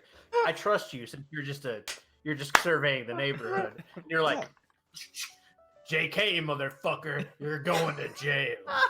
It's easy. See, the thing is, The way I imagine it, with easy. bounty hunting, Spike wears a lot of hats, and with bounty hunting, sometimes you just Not gotta just take the on some cowboy. odd jobs. All right. Under his Listen. cowboy hat, he has like tiny bowler hats and a beanie. Like so many He's a hats. fez. There's like a little pizza place hat where he's like, "Oh, I'm delivering, knock knock, I'm delivering pizzas." Oh my god. Works Oh, wow. every Ooh. time. So That has been Everybody the end of many a hungry criminal. Yep. True. So, yes, you are left with this knowledge that the only thing in a month is all my voters. that Is there Tangala in the election in a month. so do those like smaller council positions have anything to do with like a higher council position, say like a Senate majority leader or like a speaker that has like something where they control who gets voted to that? No, actually. And that's what makes Sharn such a diverse but also difficult place to be, is that the Sharn Council, the wards elect them. And so you have people who live in the Skyway who are wealthy beyond any person should be and live in mansion towers with 15 floors and built-in restaurants, all sorts of stuff, on the same council as a shifter from Lower Tavix Landing vying for, basic tenement stuff. All on the same council, working to pass certain laws and things like that. So it's both good and bad. Ultimately, there's no greater benefit beyond the Sharn Council, but, leadership in its own right. Is there any like legislation? Do we know if there's any like legislation coming up about like vampires or anything related to that? Yeah, there's got to be some connection with Kina. Because I forget what her name was. Tina Button. Tina Button. She obviously is throwing her hat with Ithranel because vampire kind has something to gain from it. And I'll say with the 28 history, sort of a periphery thing. This might be something you have to go and actively search out, but it's something you've heard as a reporter. Kina Button has been pressing for vampire rights essentially for a few years now, mostly to no avail, and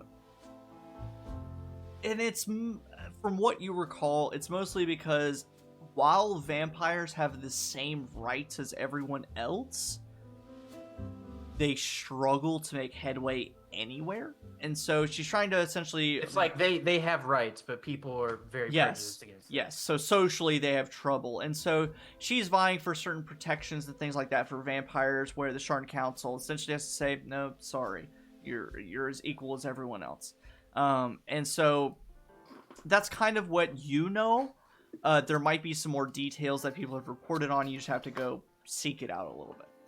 Wait, so this election, you say, is built a month away, yes?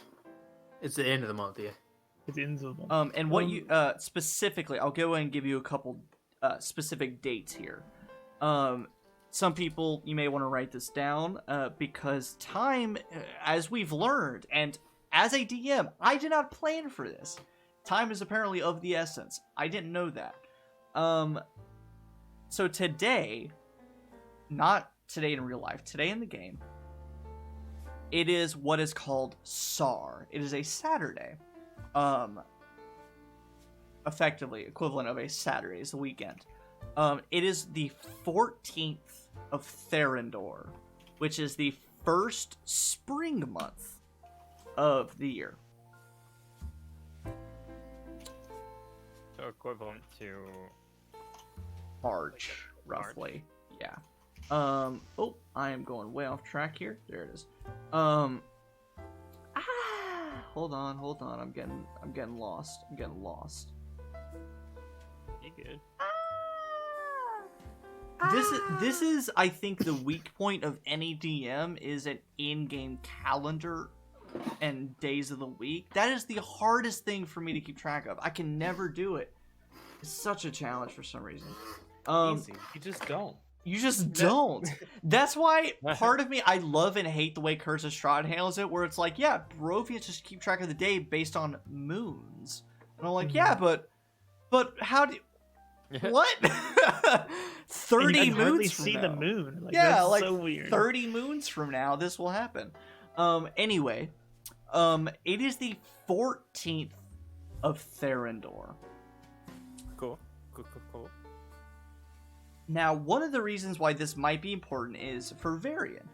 The following day was your advisor meeting on the 15th of Therendor, which is a holiday based around a god of sunlight. Don't quote me on that. I need to actually look at it before I start spouting out bullshit. So no one would be at the tower, at the school, right?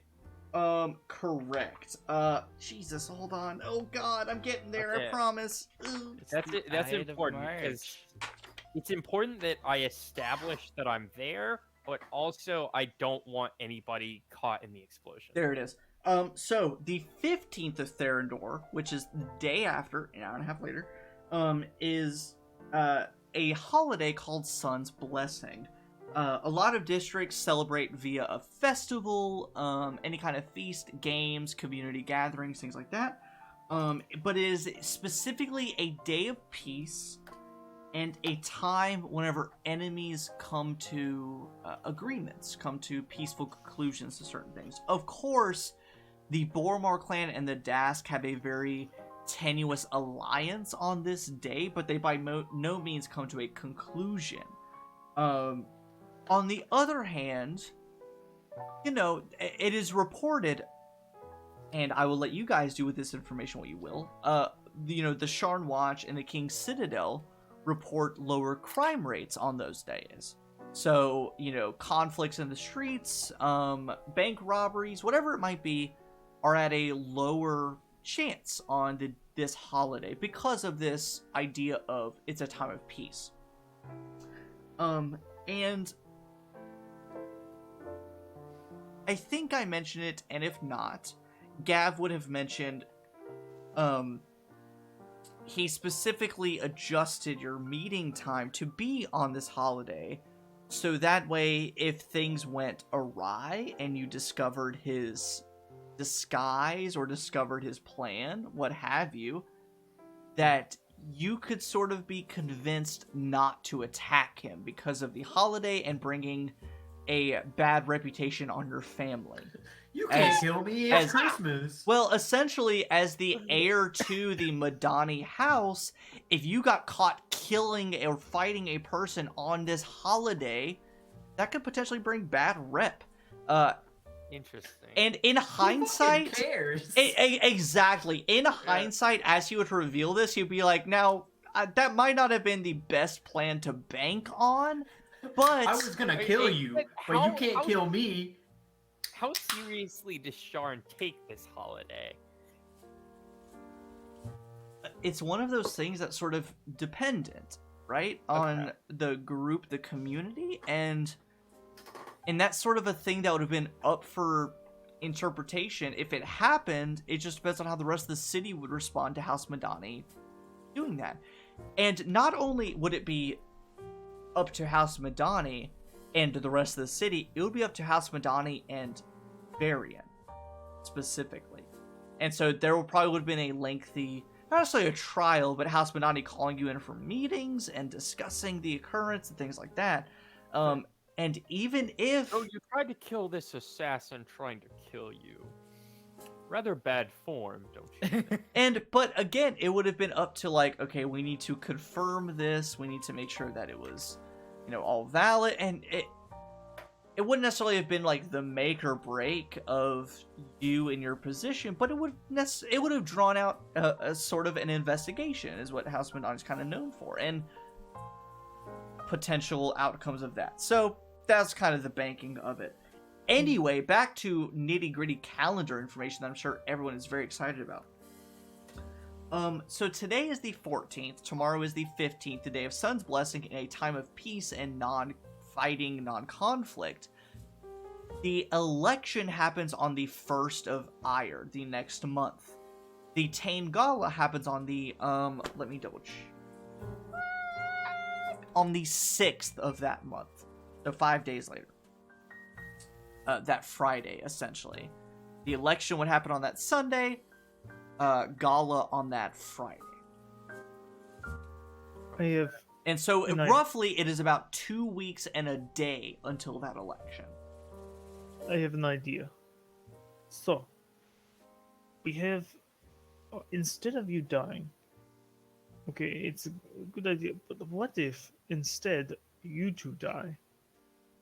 And you have this big plan to kill Valian at the school tomorrow, and you somehow tell her of this plan, and we kill you.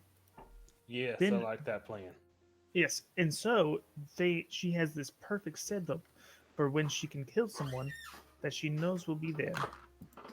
But now she has a rush because there's now nobody there to be able to do that for her. So what I need, Oleg, and this is a Travis decision. Yes. Are you, as proposing this plan, are you attempting, essentially, are you intending to kill him? Right now? With this plan, so essentially at the end of this plan, whenever you say like, oh, what if we kill Virion and you? Oh no, I was talking about killing him and Sim, I'm assuming. Sim. Oh, and Sim, yes. But essentially, are you actually intending to kill him and Sim? Because as you start proposing, like, oh, what if you die? He starts to, like, hone in and, like, he's listening too intently. Travis, as a person, was intending them to be able to relay the information back to her so that we have a setup for her. So no. Oleg was mostly thinking maybe we can use their information to her so that, like, hey, here's a kill we're going to do soon. Here's the plan for it. And then we kill them. Now, here's where we are all going to reveal our hands. So, Oleg, you mentioned essentially killing them in this plan, quote unquote, not actually killing them. But as Gav looks at you as you're saying this plan, he and Sim both kind of glance around, and it's very easy to get, like, ascertain their sort of survival instincts kick in. Mhm. As a shapeshifter in the lower city, they're constantly trying to make sure they get out of the next situation. So they look at everyone. When Oleg proposes they die in this next plan, quote unquote die. Essentially, does anyone believe or agree that they should actually die in the next phase of the plan? I want to give off just the iciest indifference. Indifference? Just they know nothing. I could want them to die. I could want them to live. Doesn't matter. So we essentially have two indifferent kind of points of view. Now, what about everyone else? Killian is not okay with dying. Okay, we got a yes over here. So, like, don't kill them. Positive. They come out Uh, alive. Variant. I don't want them to die tomorrow. I'll say that's a neutral position. And Spike. I want her to die right now. Damn. So we got one over here. So here's what I'm going to say, and feel free to disagree. We can come to a conclusion. We have 3 people who are fairly neutral on this position. 1 person who wants them to die now, and 1 person who doesn't want them to die in any of these plans. Period. Oleg, really like these people and really don't want them to die. So that brings us to 2 neutral, 2 positive, 1 they die right now. I'm not showing my hand. Yes, because that's I'm the neutral. charismatic to get away with it. Yeah, I'm like narrowing my eyes at Oleg quizzically. Now- Yeah, I am I'm very much intrigued with them in my stature. So, and this is one of those moments where it's not necessarily like you necessarily agreeing to the plan, but it's sort of your body language in hearing Oleg say, proposing that they fake die or possibly die in this plan. And you can tell by their people, they're good at reading and being around people, so they can pick up on body language fairly easily. So with 2 neutral, 2 they die, or 2 they don't die, 1 they die now. I'm gonna make that a DC 15. I'll keep it on the lower side because of the positive people. So if everyone, I will give you the choice. Pretty much, if you are convincing them of how you feel, that's just a persuasion. If you are misleading, that is deception. Up to you guys. You'll each make a charisma skill check. I'll DC do 15. deception. I'll do deception because I just don't want to put off any. I don't want them to be able to glean anything about what I'm thinking. Sure. Mine are the same. Easy. I can't. I literally can't fail a DC 15 deception check. So There you So, go. is deception or Deception or persuasion, depending on, like, if you're trying to hide that you want them dead, then that's deception. But if you're trying to convince them that you don't necessarily want them to die in this next plane, then that's persuasion. Could his character Spike do intimidation instead? I will let Xavier defend your intimidation stance. How are you going to intimidate them out of ascertaining that you want to kill them right now? don't look at me. I'm scary. That's kind of what I assumed, but Grrr. I feel like I've made it quite clear that I don't like them from the get-go. And me working with them is just only out of the kindness of my heart. Yeah, I don't think Spike has a lot to hide in this moment. He's made his feelings very clear.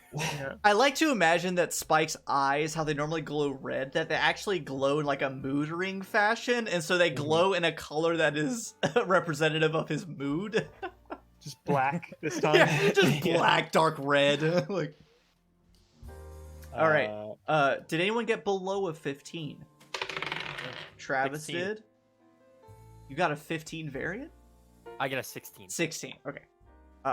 Alan, Killian, I also got a 16. Yeah. and then Jacob cannot roll lower. I can't fail. It was Exactly. Spike, what'd you roll? Yeah. Am I rolling intimidation? Yeah, go and roll intimidation. And Jacob, go ahead and roll. Then that's a just in dirty case. 20. Dirty 20, awesome. Thank you, Travis. I have a +8 in intimidation, so I'm I know. please. Please, Alex sir. is- I Alex had a specifically was not +1 trying. to that. I rolled a 15. 30. Awesome. So, There's the 30. There's the 30 of the day. Oleg, you propose your plan. And quickly Gavin Sim takes stock of everyone else's positions, just based off their body language, the way they're looking, who they're looking at.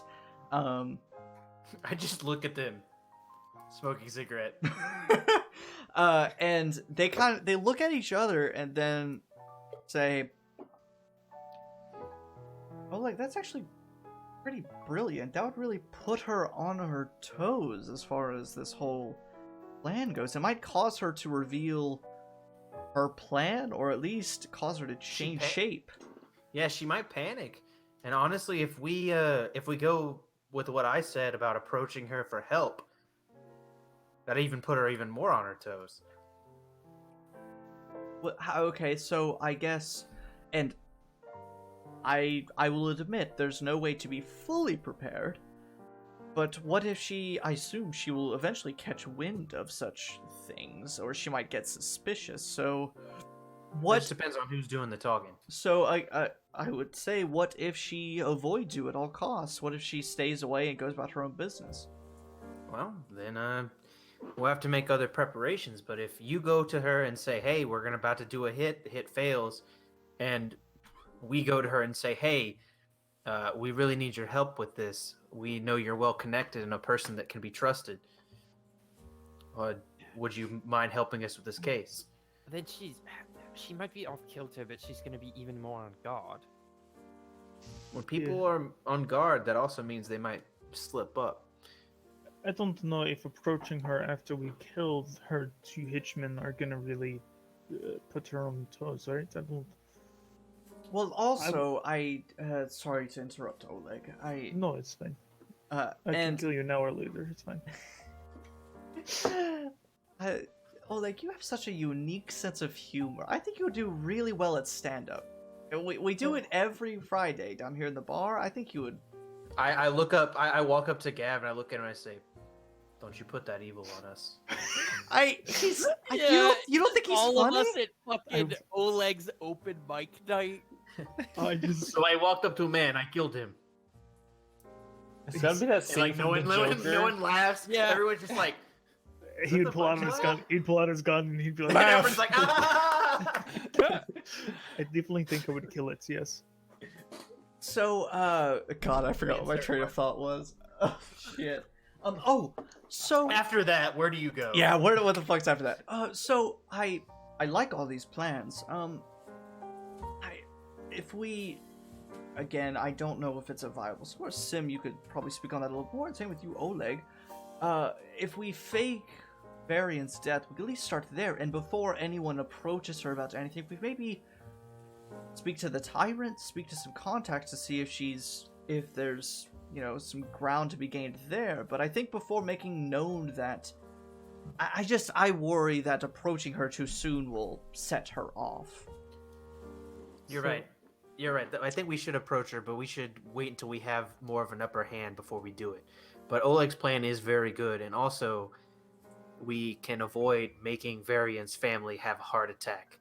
That's true. You don't get to be concerned for Varian's family. You are going to kill him. Well, Gav still looks at Varian, and it's still in that weird, cold but familiar look in his eye, and it just says, I would say I felt bad, but I mean, your mom is actually very nice, and your father's very well reputable in the Moorgrave Alumni Association, so I... Listen, Varian. I'm going to need you to stop talking. I'm going to need you to stop talking about his family.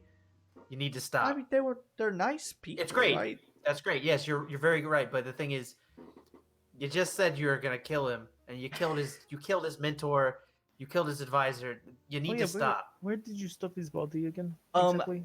Before I answer that, Donovan, and anyone else can make this as well, make an insight check for me. 23. Why not even roll? 14. 14? There's a reason why Oleg shoots first. 12. Yeah, 23. 27. Jesus! Wait, what? Carson, you say you rolled a 14 27. and then came to a 27? I rolled an 18 Oh, you rolled on the D20. I rolled a 1 on the D4. I thought you which said I- 14 and then said 27. I was like, Yeah. what the fuck? Alright, so Alan can and do that. Xavier, what were your insights? Insight. That's right? called Yes. Okay. expertise, so- baby. 33.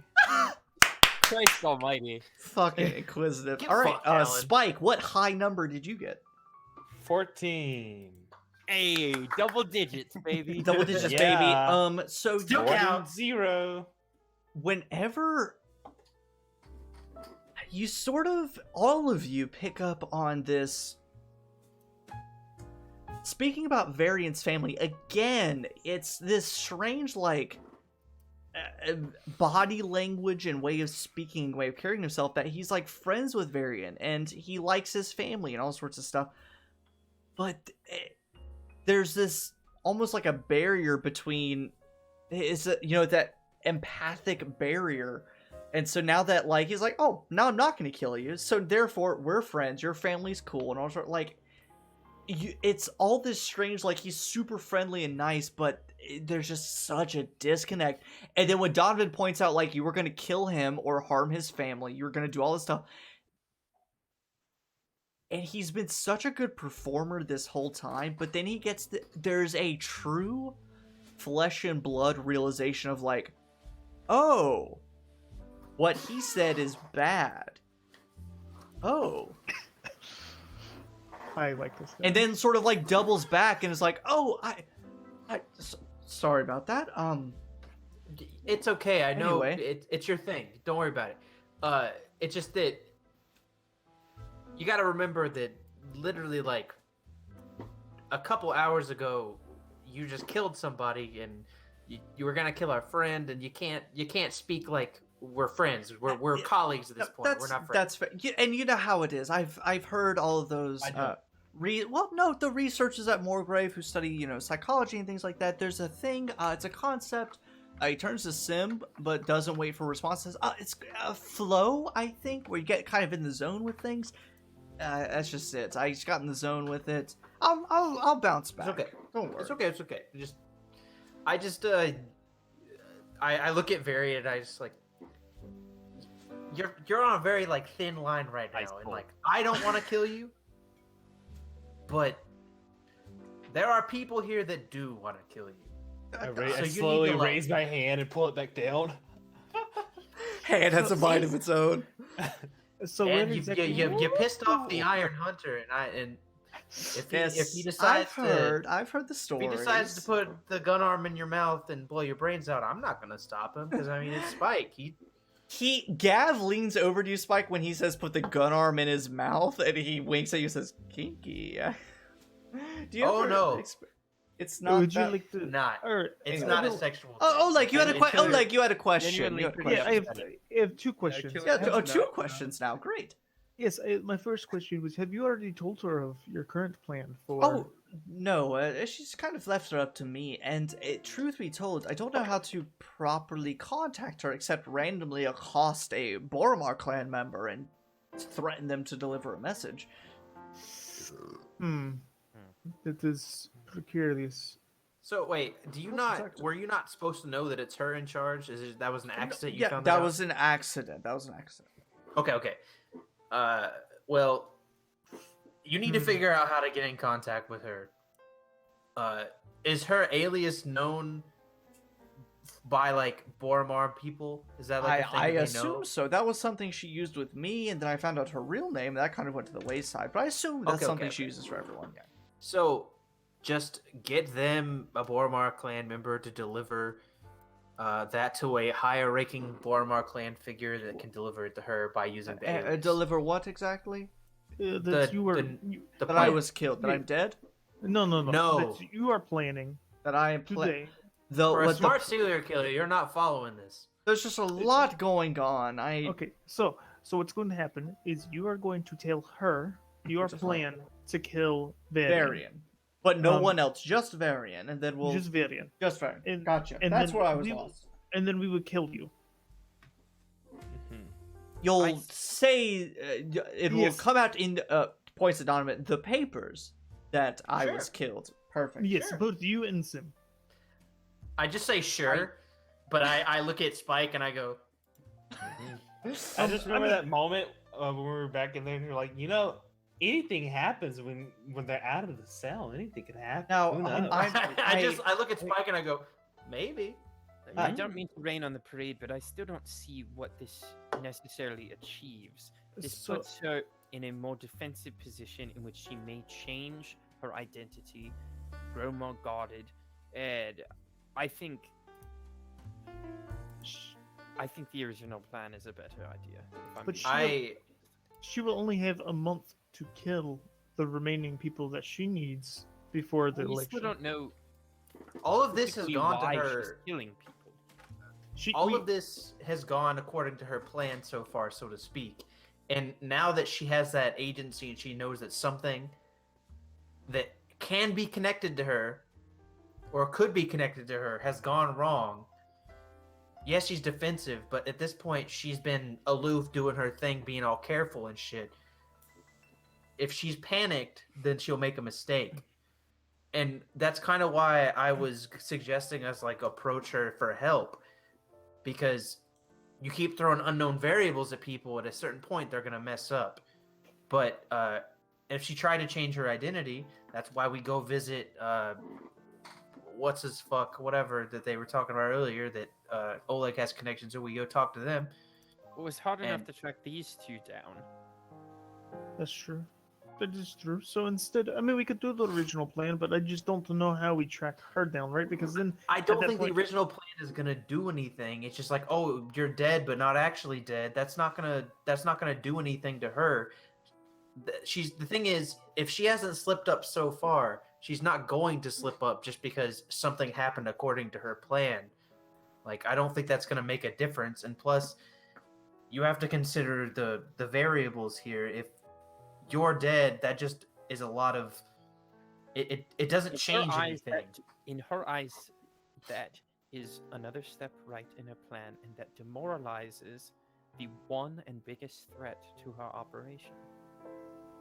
But she wouldn't come out of her shell at that point, no? Because No. then at that point everything's Listen, going. That's when we I move don't- on to the next murder.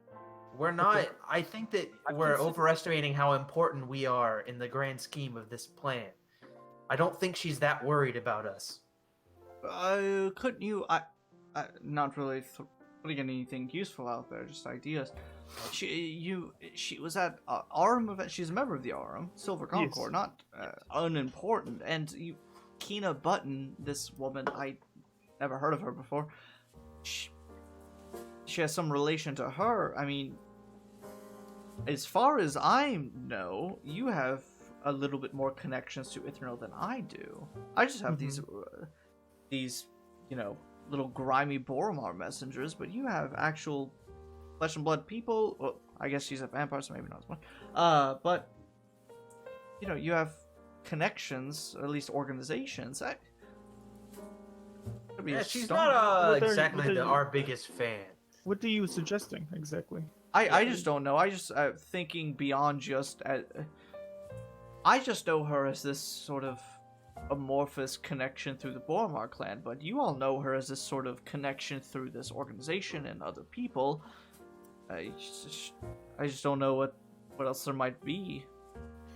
We could also approach her, like you were talking about, Todd, and say that. Hello? Oh, Todd. Who is that? Donovan. Roll and initiative. We could. It's we me. could- I'm in the game. we could go into the whole killing these two people, right, as part of my plan, and we could talk to her and say, "Hey, we know Varian is in danger from what we had last heard from this killing thing. You are And they're quite powerful, close. and you've come to us and said you had wanted to help at some point in the past. Maybe you could provide help and protection from." Protection for Varian. And so give him bodyguards of some sort. Yeah, exactly. And that would leave her somewhat exposed, no, Varian? I still don't see what that achieves. Look, I don't think that faking your own death achieves much. It's just a bunch of extra hurdles we have to go Well, through. look, I don't think either of these plans necessarily achieves anything concrete. I just think the former opens up more avenues than the latter. Look, okay, if we're not faking my death, then I think the next best option would be a narrowly survived assassination in which I am nearly taken out, and I don't know, perhaps still trusting her, call her in to aid to make up for my deficiency in recovering from this. I don't know.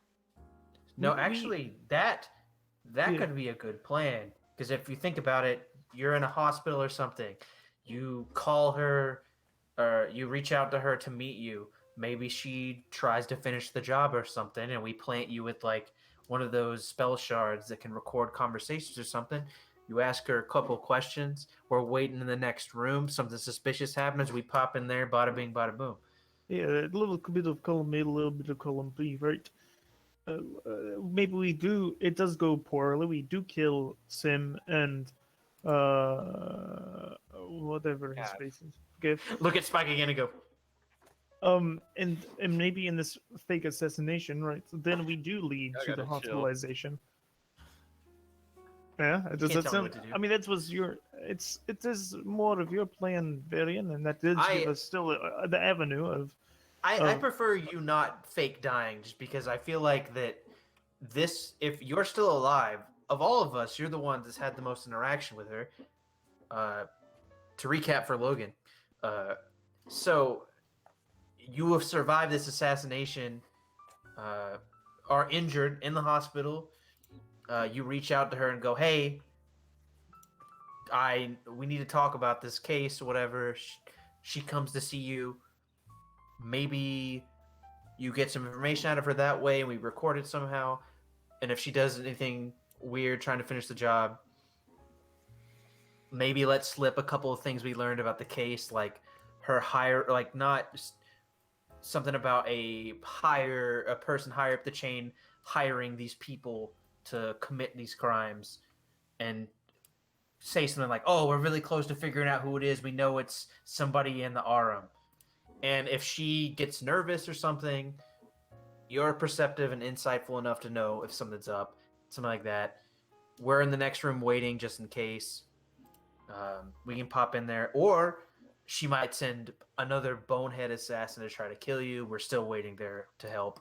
Either way, but either way that goes, that's still more variables that we get to assess and look at. Whereas if you faked your own death, we gotta hide you. We gotta prepare a lot of that beforehand. We gotta do a bunch of stuff, and I think that you getting injured but surviving, I think that's a better plan. I think we should do that. That's a good idea, definitely. I just want to make sure, and we don't know of any way to get her to the scene. No, other than possibly the only time she ever came to the scene was when it was out of hand with the crazy earth shattering dude in that city, right? When the plan goes to shit is whenever she shows up. Say what, Fairy? Okay.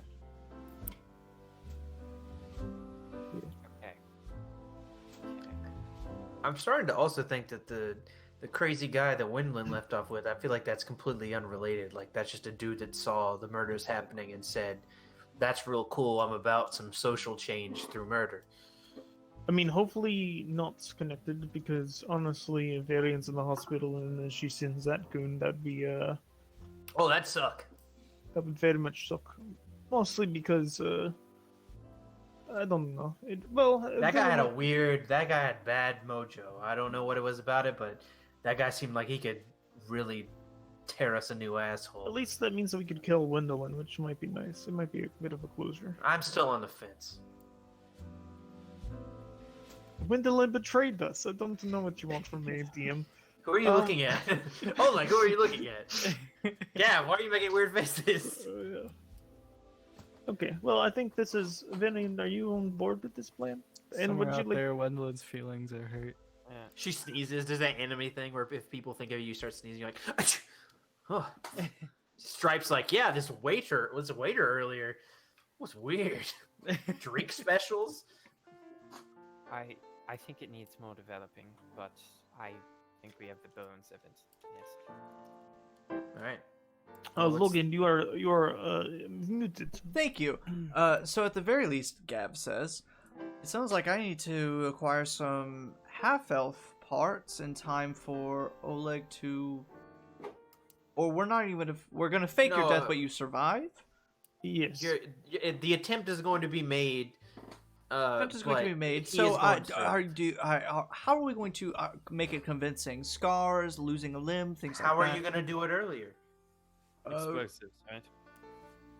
Actually, the same way as Iago and a lot of the others, I was just going to ambush you and into the back of the head with my blackjack here. Well, we could definitely do that, honestly. We could definitely make it as believable as possible.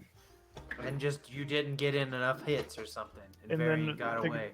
There could be a big explosion. Your body parts could be strewn apart instead.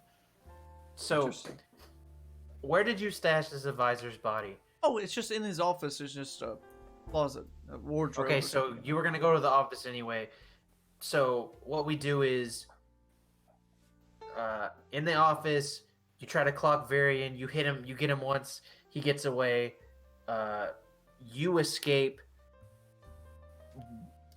During the investigation, we find that dead body. We know that an attempt was made on his life. Varian goes to the hospital for a little bit. Then we reach out. No, we need to kill them too during the assassination attempt. so that she has no other options but to show up herself. So we go with Varian to this meeting, but we're waiting outside, and we're also there, and we engage in some kind of fight. Maybe or the at big least- explosion that Valian was talking about before can still happen and injures him as well in that explosion. Explosion propels me out the window. I fall down, cast Featherfall last second. Yeah, I like this. Okay. Now Okay. this is, I guess, more for Varian as well. I assume as a burgeoning member of your house, soon to be effectively royalty, that if you were possibly an assassination attempt was made, that various guilds and important people will come investigate it. Is that something that might happen, or do you feel that you could convince them otherwise, that it was something else? I just don't want to be... Well, I guess it wouldn't hurt to have House Madani coming in with all of their prime investigators, investigating it all, but might make things murky, or might cause certain people to get scared and whatever else. Damn, that's a fair point. That is... It could be very beneficial. I truly don't know their I really should have done more research about the Warning Guild, but I mean, potentially. truthfully, Probably. as time is going on, I really just want to go into her office and kill her. I don't think that would Then accomplish anything. You will have just murdered a prominent member of the city. It sounds fine to me. I don't know. I could take on a different identity. Xavier, check your Discord private messages before I move on from this, because I have so... Let's you know what? As Xavier, you read that message. Let's take a quick 2 or 3 minute break, as Oleg suggests, just murder and taking on a new identity. We'll take a quick couple-minute break, and we will come back because I have some more questions. Like, oh, I have no connections to this life. I'll become anybody new. Look, this whatever. All right, so we'll be back here in Oh, just fucking a God. minute or 2 or 3 or 4.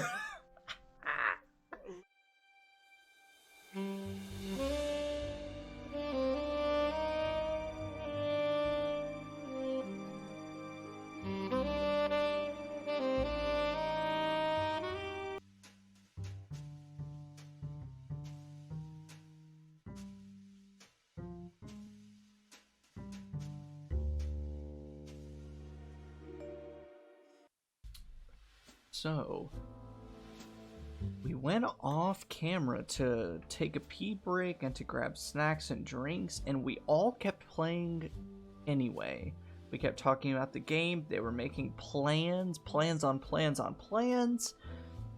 And now, finally, everyone went and took a break. So here I am, already taking my break, waiting. So, how are you guys doing tonight? I hope you're enjoying it. That's the thing with this campaign. It's a lot of discussion and problem solving and intrigue, which interesting for some, but it's a whole different thing than what most people are probably used to. This one curl, it's like an anime curl, it's just sticking down my face. So I hope everyone's still enjoying. A lot of the campaign is this. I mean, Sharn, the City of Towers, full of intrigue and all sorts of possibilities. However, as you may have sensed, Xavier's back. Xavier's back. We're live, Xavier, by the way. So as you guys may have sensed, we are not necessarily in the end game, but they have at least figured out the mastermind behind it all. Now it's just figuring out how to stop them. And that could take, God, who knows how long. So, we're, reaching that. I'm very excited for whatever comes next. I love playing with these guys. Now, Travis is back. Travis, we're live. Just talking about how, we kept playing after we decided to take a break. And so now I'm just talking to people who are here. Oh, are people here? I guess. I hope so. Hello, people? Hello, people. Hello? Hello. People, sound off in chat. Yes. How was your week? How was Yeah, sound off in your chat. Easter if you are a person that celebrates that?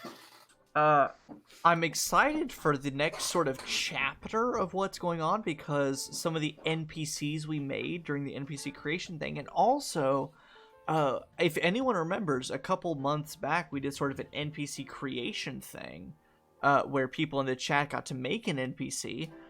Very soon, Bradley's NPC will be making an appearance, Contraption. I'm excited for that. It's a very cool NPC. I bet it sucks. Nope, it's pretty rad. Similarly, Just kidding.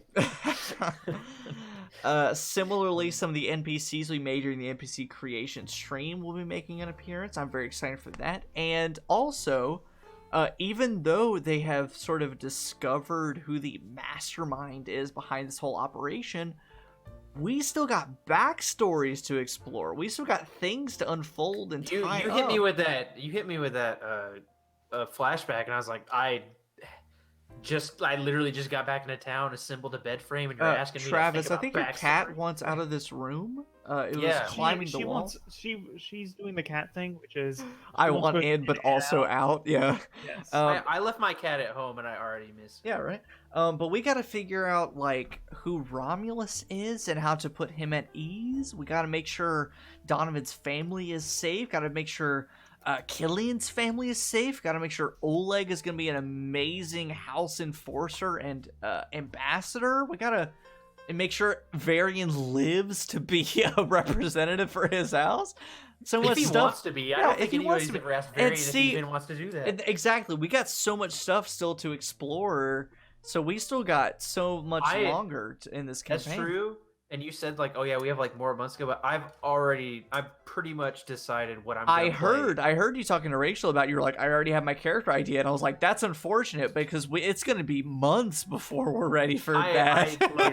Logan, I need you to take off an S from that, okay? A month. Month? Yeah. See, No, that's the thing unfortunate. is, like, Too I bad. feel like Too bad. a lot, like most of us are very much like, I'm ready to do the next thing. This is fun, but I want to try something new. You see, that's unfortunate because there's still so much to do. There So much is. to do, so much to do, so much to see. You see, you can't have it both ways. You can't say I can't wait to catch this killer, and also to say I can't wait for the next thing. That's Well, that's too why dissonant. I'm excited to catch the killer, so we can That's move the on to same the next thing, thing. Logan. Actually, That is the same Actually, exact Yes, thing. Xavier. Logan, you just stream a third campaign. I'll kill you in your sleep, Xavier. Logan, you said you like You us. could do it. What do you even do? I'm not gonna even lie. I've considered it. Yeah, You know, Logan, what do you and- even do? And that would What give do us I a nice... Spending time with your partner? Gay. Lame. Yo, is that Gatsby? I don't think Carson's gay. Carson, is that Gatsby? Give Gatsby a good. Is that pat on the is that head. Pumpkin? Gatsby. This is Pumpkin. She's Pumpkin. purring right now, even though she wants to not be here and be here at the same time. That's fair. Cat way of life. I miss my cat. Provoke outrage. So Logan, I love this game. I do want to But catch this killer, and I also really want to catch this What killer. What if ideas live on Sharn Nights? What if we start alternating Mondays? that's what I said. That's what my thing. When did we say that? When well, did you say that? my offer was dividing the group into 3 and 3 No, and doing no, no, no. alternating. No, Mondays. that's not the same thing. That's not what you offered. What I'm saying is, it's the same group. We just start alternating. Yeah, see, now here's the thing. Here's my contrary opinion to that. If we did Yeah, alternate, okay. no. Let me speak. If we did alternating Mondays, if normally it would take us, 6 months to catch this killer, we wouldn't catch this killer until March of next year when we're all That's not doing true. new jobs in new locations. That's not true. That's just Employment, yeah. and that's just a whole thing to consider. And Are we in similar, a hurry? The whole reason I'm in a it hurry sounds is like you're in a fucking hurry. No, the only reason that we're in a hurry is because we're trying to move on to the next thing. do something Exactly, you're in a different. hurry. But Savor it. listen, Savor. if we started doing alternating, then we're not in a hurry anymore because no matter what, we're already doing something else different. Xavier, you have the floor. What Yeah, if the instead of floor. catching killers, we just did like, I don't know. Oh, their parking meter ran out. We gotta find who did it. We gotta What if find instead who of did catching it. killers, we just do lines of cocaine? What if What? instead of catching killers, we were the killers? That's Yep. fair. Why are you speaking have to catch Oleg and ourselves. Spike's? No, no, no, no. I want to What see if Spike instead and of catching Oleg as killers, we I want were to see killers? Spike and Oleg as beat cops. Oh my gosh. Contrary to Everyone what would be you're dead. hearing, we actually discussed what the actual murder at hand during the break. Also, We'll finish this conversation later. yes. Oh It's already no. almost 11:30. I know we're so off. God, I have so many ideas I want to tell you guys, Alan. but I can't. Effectively, and this will kind of determine what we do moving forward. As you all are sitting there, Spike, not necessarily a flashback, but equivalent, maybe half a flashback. A flash. That feeling of when you get a song stuck in your head. For Oleg, an earworm, as it were. You kind of get a phrase or a song, a melody stuck in your head. You hear a melody, sort of out of your peripheral hearing, sitting on a stool near the window. And it registers as familiar. You start sort of humming along involuntarily. But then you realize you're not humming along involuntarily. Romulus is. And then it sort of pulls you out of the discussions being had about, faking Varian's death, faking Oleg's death. No, Varian actually lives, we'll do this and that, and then blah, blah, blah. If you're listening, you're singing along to this song, and you can hear out of the now open window of Gavin Sim's apartment a melody, a song being sung. And for Spike, it's familiar. It is comforting. And then you start realizing it's a song that the humans and dwarves in the Breland armies used to sing during war. And it started catching on. The Warforged started singing along. And any other citizens that were drafted into the last war would sing along to this lovely hymn during this time of very violent and dramatic war. And even though you realize this, Romulus, in sort of your own internal systems, is singing along to it. And it almost fills you with this feeling of nostalgia and pride.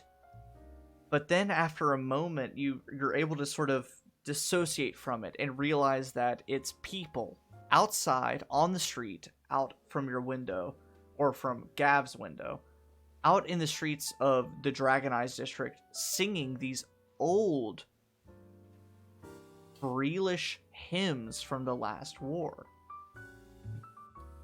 Out in the streets.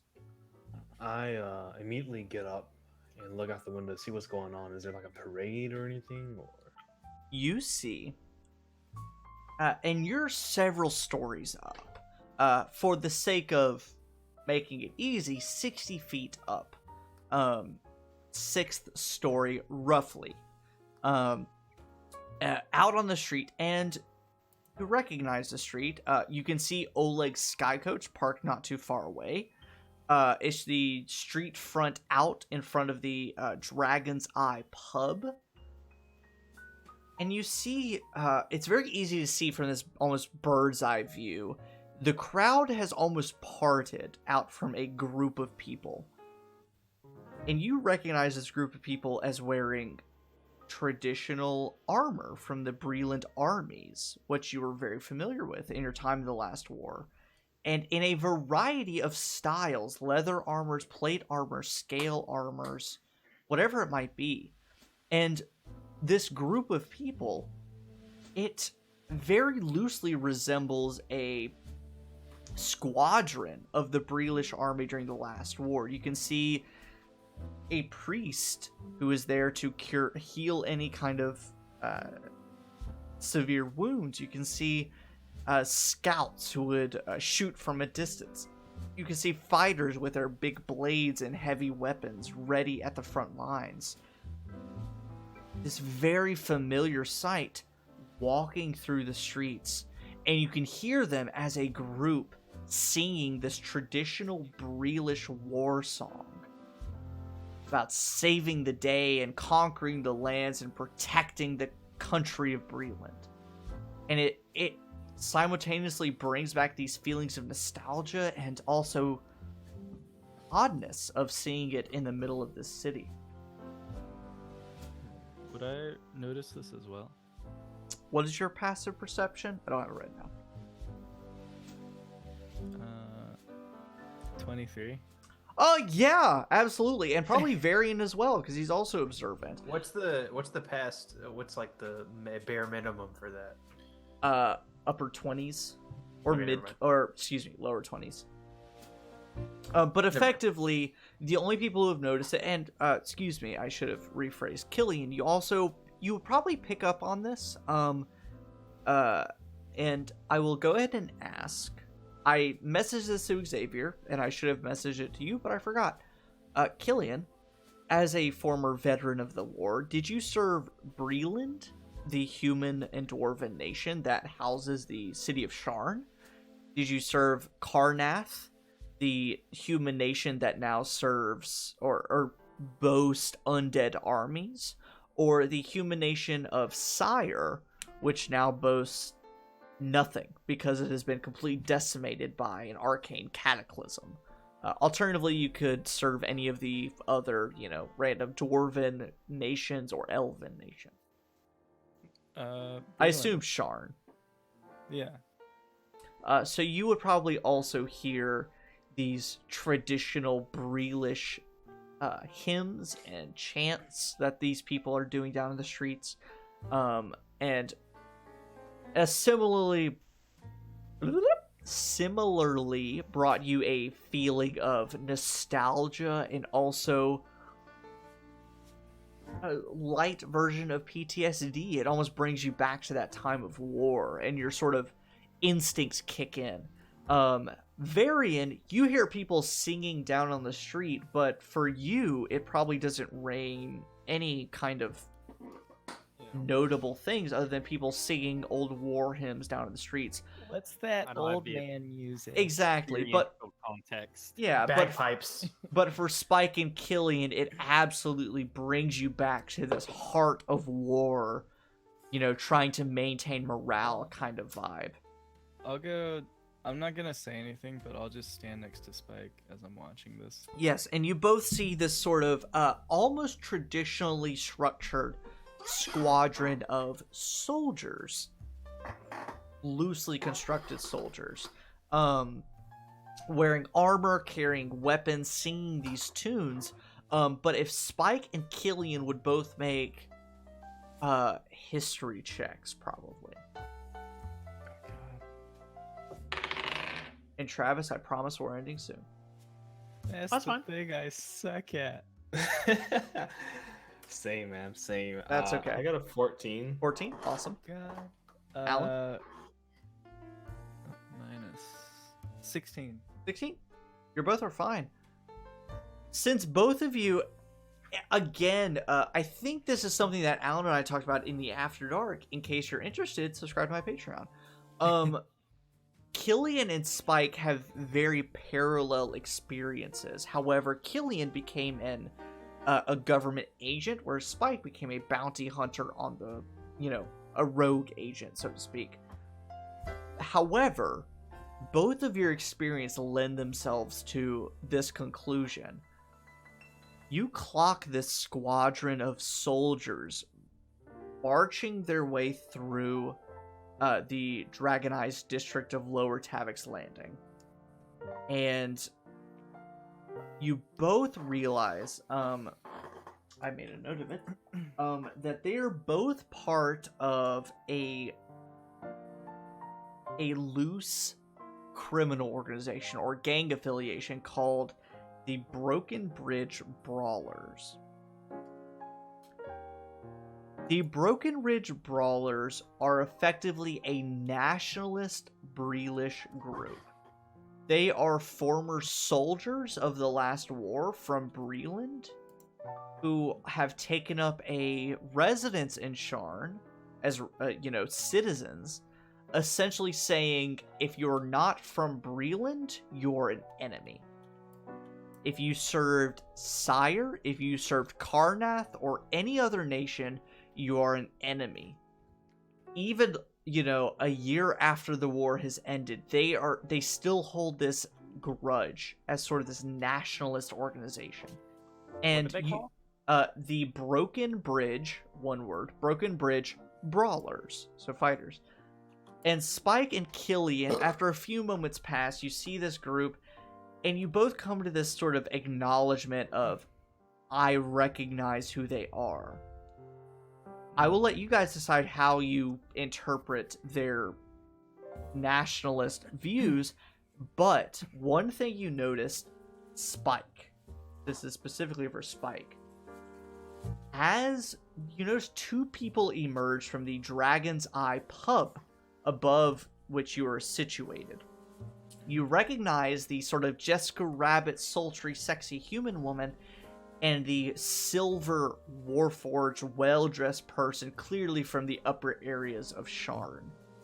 They emerge from the Dragon's Eye pub after, following some various suggestions from local people, and are walking down the street, moving on to their next spot for the night. As they are walking down the street, they get confronted by the Broken Bridge Brawlers. And these nationalist humans and dwarves, very well armored and a little scary, well equipped with weapons, start physically confronting the Warforged amidst this pair, and start, calling him out as a traitor, a terrorist, a secret agent, whatever it might be, and start yelling at him, and eventually yelling at the woman he's with, and it doesn't take long for you both to realize they're clearly drunk, and clearly not necessarily well equipped, but ballsy, essentially. And they're yelling at passersby, calling them traitors, terrorists, whatever it might be.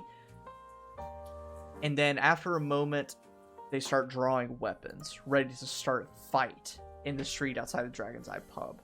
However, behind you and Spike, or Killian and Spike, the conversation continues about staging Varian's death, staging Oleg's death, staging Gav and Sim's death, where it might take place, when it might take place.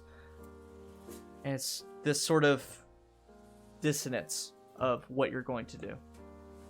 And I will let Spike and Killian kind of take the reins as they are out looking at the window, seeing this unfold. Would the rest of us notice them looking out the window? You would see them look out the window, but I imagine that, whenever Spike has his mind set to something, you kind of let him do it. So I imagine as Spike looks out the window, you kind of just say, oh, he's just doing that thing. Spike opens up the window, grabs onto his hover bike, and you watch Killian. I guess Killian would see because I'm right beside you. Watch as I'm about to jump out the window and activate my hover bike and Whoa, fly whoa, down whoa! What are there. you doing? Wait! Whoa! What's going on? I'm also getting ready to fly out the window. All right, cool. Feathers fluffing out, ready to... What? Something happening? What's going on? I'm already gone. Yeah. So the three of you, Oleg, Donovan, Varian, you're in mid-conversation discussing, staging Varian or Oleg's death the next day. Varian accidentally lives, and, Gavin Sim died, all sorts of stuff. Spike and Killian make their way over to the window, and then in a swift motion, they both leap out of the window, bike in hand, wings spread. What do the three of you do? I'll go ahead and say Gav and Sim are very intent on not getting involved at whatever's happening. Their deal is to stay safe and be immune to things. So they're going to stay in the safety of their apartment and not get involved. I'll watch what they're doing, and out of game, I'll let them have their moment and do their thing. I don't like. Yeah. I don't want to. I feel like they have things they want to say, so I'll just watch and provide backup from a distance if necessary. But I'm Okay. Yeah, a little Spike and dodge, Spike I'll- and Killian are big boys. I'll go over to the window and just peer out with one eye, making Yeah. sure I'm not like entirely visible. And Oleg. Oleg 100% when Spike he sees his boy go out the window with a gun. Oleg will 100% jump out the window and cast Featherfall. If I see Oleg go out the window, then I'm going out the window too. God damn it! This But if we're grew. going- okay, listen. If the squad is going in, we're going in. So, here, How let's. far from the window are they? So, we'll break it down a little bit more. They are, as I said, to sort of make Theater of the Mind easier, they're 60 feet range away. So 60 feet away, which might equate to maybe 70 or 80 feet between window and ground. Okay. So, we'll say, Spike, Killian. Killian, you take to your wings and you're easy. Spike, Oh. you sort of have to crest down the side of the building with your hover bike. Oleg, you jump and cast Wait. feather. If Actually, Oleg jumps out, I'm not going to jump out because I'm pretty sure that is musketing distance. It so I'm probably is good. musketing distance. Do we have Uh, a clear angle on the street? For the most part. How the- far is the street? You said 60 feet. Yeah, 60 feet is for range purposes. The downside, and convey this preemptively, there are plenty of civilians and people walking around that might cause, some, random stuff. They are essentially giving a wide berth to this nationalist gang. However, potentially, depending on what everybody might do, might, misfire and hurt a civilian. So as Uh-oh. Spike and Killian, run away and go about their whatever they're going to do. Oleg, Oleg, do you embark or no? No, actually, I'm just going to put my musket out the window. Yeah. Now here's the downside. Here's what I will say. There's one window for the apartment, which it can pose to your benefit. Are you really wanting me to jump out this window? No. I'm just saying for people who are going to stay up there and shoot from the window, there's one window, and you might, I'll look out. I'll look behind me and still do Yeah. my featherfall. Yep. Fuck it. I'll jump. Okay. Can I go with you? Will you featherfall me too? if I Yeah, jump of course. with I'll featherfall you. I'll Okay, say then I'll I'm say going I to. will. As we do that, I'll turn and jump out backwards, and I go, "Stay here if you want, Varian. I guess. Variant. Stay, you can just- go." And Full there- face palm, just standing there, have zero context. as a note, Kill here with the guys that were gonna kill you. Oleg does cast Featherfall on himself, and he waits a second to determine whether or not he's going to cast Featherfall on He Donovan. hesitates. Gee, can you imagine? Like, yeah, This Donovan, lighter, I'll cast my finger- Featherfall. My finger is on the lighter just in case I have to cast it on myself. But I'm waiting, and then you do it, and I go, "Okay." So, Oleg, you cast Featherfall on Donovan. Varian, do you jump? No, I'm gonna stay in the window. You do not. You stay in the window. So Varian stays in the window. Donovan, Oleg, you Featherfall down. Killian, Spike, you woof, make your way down to the ground as these Breelish nationalists are drawing weapons ready to engage in what you can assume to be violent conflict. I know I'm gonna forget next time, so I'm gonna go ahead and say it now. Varian, Uh-huh. as all of them jump and leap from the window and down below, you hear Gav and Sim. Both, they shut up for the first time in probably, a couple minutes. And then they start singing in harmony for a brief moment. It's just a quick, no lyrics, just notes. And then when they stop, you take a deep breath, you feel energized, you feel focused, you can make out every person and thing around you, and they give you a point of bardic inspiration. So if you want to write it down, Assassin bards. Wow. I am going to write College it down. of Whispers, my guy. I'm going to write it down, but I would like you to, just in case I forget, you have a D8 of inspiration.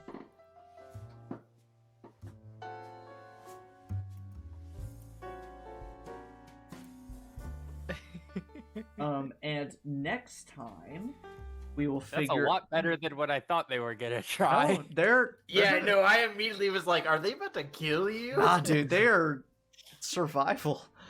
So next time we will figure out what's gonna happen there on the street as Spike and Killian Oh, street.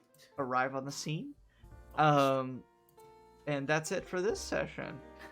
I want to make sure I make note of the fact that Oleg waits a second to cast it on me. Yeah, I'll write that down too. Oleg has it.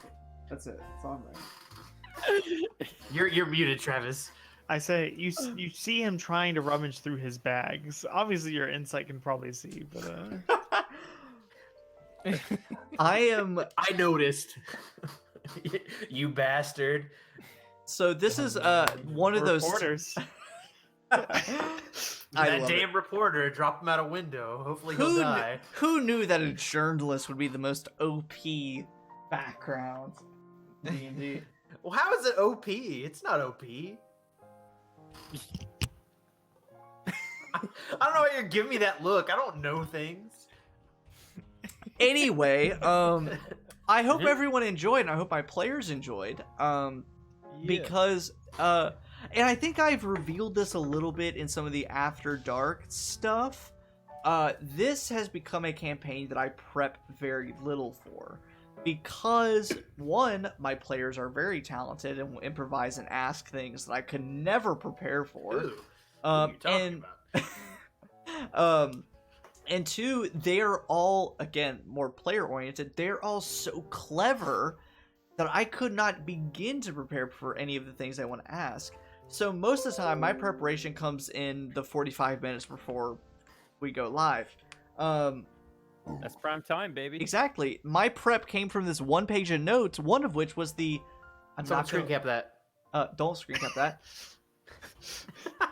For Xavier and Alan, this encounter, this sort of thing of these nationalist people coming down the street and wreaking havoc, that was the only thing I prepared this session. Good. We didn't accomplish a lot. And therefore, the hour and a half rest that we played was just stuff that I'd thought about while I was pooping or other times that we were gonna play. That's prime D&D prep. That's time, prime D&D baby. time. Yeah. You think Exactly. you get all poopy. Pooping time. So mostly the reason I even prepped that encounter entirely was because I was like, there's no way we're gonna spend 2 hours asking questions and preparing a ruse for the rest of the campaign. But by God, you did it! Yep. You fucking did it. Yeah. Clearly, my players will not overthink every little detail of this. I mean, it is important to note that no matter what we say, Logan is gonna fuck it up somehow. Of He's course, gonna that's the ruin our point plan. of telling a good story. But also, eventually, after about half an hour, I was like, okay, this encounter I planned is just gonna come up whenever they have a lull in their discussion. Otherwise, I would let you guys continue, and then I would randomly be like, hey, by the way, you guys had ideas on ideas on ideas. You were not short for what to do. Logan, we won't stop talking until you make us stop. This is why it's just like if we vamp, we could do a whole session just vamping. You're gonna We have can to make it happen. shut my Literally- silly little mouth. Didn't we try as a group collectively to stay quiet for like 15 seconds or something? Probably. And No we recollection of Which that. is good. I love it because, like I said, I've had one of the most productive non-D&D weekends I've ever had. And so therefore I was like, I am grossly unprepared for this session. But I knew you guys had it under control. You were good. I still say that we should try to kill Sim. And that's the thing. We stopped to pee and get drinks, and you kept talking about the campaign and making plans and arguing with each other. Because it's only been a week, but for me, for some reason, it feels like it's been so much longer than that, just because I've done so many things in the meantime. But so I had ideas. And I loved how he was completely in character as Oleg, but propositioning it not as, oh, we fake your death, but you two die, and then... And they're like, yeah, you faked that, right? And we're like, maybe. Perhaps. Yeah, like, even if Oleg sincerely is thinking like, yes, we fake your death, but it's completely Oleg was leaving it. Yeah. For him to just be like, so you two die, and then we move on from there. I was like, wait, hold on, what? Yeah, I love that. It And was great. oh my god, and that's one of the things that like, when people doubt the impact of like a political or intrigue or mystery based campaign, is that literally we essentially based a session on just the idea of like, what if Varian fakes his death, but what if the killer and Varian fake their death, but no one dies? Like, it was just that change of detail that completely changed everything. It was wild. I was so unprepared for that. I will say that I this entire week I was like, oh, my hair's getting wild. Thinking about it. Me too. I literally took. I don't want to hear about hair being wild. I literally took a shower before this, and I was like getting ready, and I'm like, okay. Yeah, we could see you doing that. Yeah, we did. We taught you. That's how I had to put a mattress to like a bed sprite together before this. So I was like I had to put up a bed frame so my mattress wasn't on the ground. But so anyway, like a hobo. So like as a DM, there's nothing better than hearing like, yeah, I thought about this campaign all week in preparation for this. Like that is nutrients for my soul right there. Love that shit. Yeah. And then Alan falls asleep right before and forgets all about the session. So. Yeah, Alan. It balances out. Hey, what's up? You jerk. Keeps me humble. If I'm not gonna get to fake my death, I'm gonna jam as much of the cool shit I thought of into this plan as possible, which involves me falling from an exploding building. And I'm not going to speak for all of my players, but the discussion about the potential for starting a new campaign, it has really opened doors for what risks I'm allowed to take. Because it's like, oh, it's going to end anyway. Might as well go all out and make the risk. Like, take those risks that you don't normally get to take. As a DM, that has really come into play. But I imagine as players, at least whenever I get to be a player like that, whenever you know the end is in sight, you're like, oh boy, time to kill my character and take as many risks as possible. Big move. I'm not Big trying to kill moves. Oleg. I just think that it'd be, I don't know. I'm trying to find Maybe- a way maybe to make ki- this I'll have say- as little steps as possible. And I think maybe that was killing your character is too far. Maybe like, oh, there's very few consequences. Kill Let me make everybody. the risk. Kill all the people your character cares about. I mean, I maybe. still got to find a way to kick out the people from my home. Yeah, so you if I still to have a change it, cult then it living is. in your house. Could also just do permanent damage. That's a big thing. It's just like I feel like I would like to see that more. No, yeah, Someone take that's- like a big hit and it's just like, oh, your lost arm an is arm. off. Yeah. yeah, your eye is destroyed. You need an eye Yeah. patch now. Carson, that is truly serendipitous how you just mentioned that, because in Shadows over Driftchapel, we sort of do long-standing massive damage, but also I sort of introduced that in my Curse of Strahd campaign, because of all things, we had a random encounter with swarms of ravens, and one of my players, the monk, she suffered a critical hit. And I started thinking about like, all right, ravens, what will they do? And immediately I was Check like, out their eyes. I was like, they're scratching, clawing at you, and they hit your eye. But because of in the thick of combat, she couldn't tell exactly the damage done. But now, after Cure Wounds and whatever else, she has the functioning eye back, but it's not like milky and scarred over and stuff. And Xavier Spike would not be going through what he's going through if he did not lose his arm. Like, now his Warlock patron is part of him, and that's a whole different story. And I love that shit. Fucking tight as shit. I eat it up. PP. God, we could. God, if you want to hear us geek out more over D&D stuff and our stories, follow my Patreon. We'll do a fireside chat very Some soon point. in the next couple weeks, probably within the next month. Interesting. The Ithranel's next thing was happening in a month, and the fireside chat will be happening in the next month. Maybe Hmm. one of us will die during the fireside chat.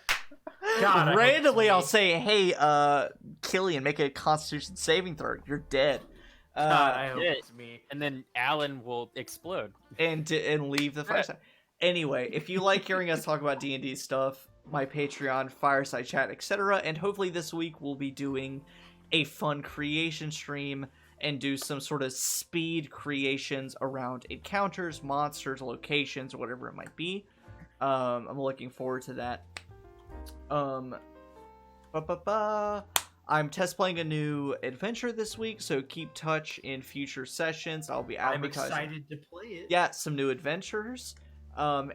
Similarly, this Friday, I'm doing a new Shadows over Driftchapel session. We'll be doing some downtime stuff, exploring those kinds of mechanics, and it'll be all sorts of loads of fun. I think that's it as far as D&D things on my end go. Streaming people. Alan, do you have Hey, any what? fun stream things coming up, or is it still just kind of at your whim? Yeah, I'm trying to be more consistent. So whenever I stream, I try and do it around started around 8 or 9 o'clock. Okay, so what Yeah. about Eberron every Monday? How are you doing that? Huh? I'm just trying to dunk on your oversleeping this session. Oh, Yeah, idiot. Hey, This regular D&D campaign we've done for a year now. Literally, How's that? Come on. I feel like the "Hey, what's up?" is just Alan's default response for everything. Like, if you punched Alan in the face and you're like, "Alan, I hate you," he'd be like, "Oh, hey, Oh, what's what's up? Hey, what's up? And Alan, as much as I just dunked on that, it's fine. We still had fun. So continue. It's not fine. We're holding this against you. I cannot speak for the rest of our players. So anyway, you're Mr. Owl's streams doing more I regular wasn't streams, 8 asleep. I was p.m. driving. I was tuning into the stream while I was driving. You know, excuses are tools of incompetency that build monuments of. Anyway, Alan, Of monuments. if you.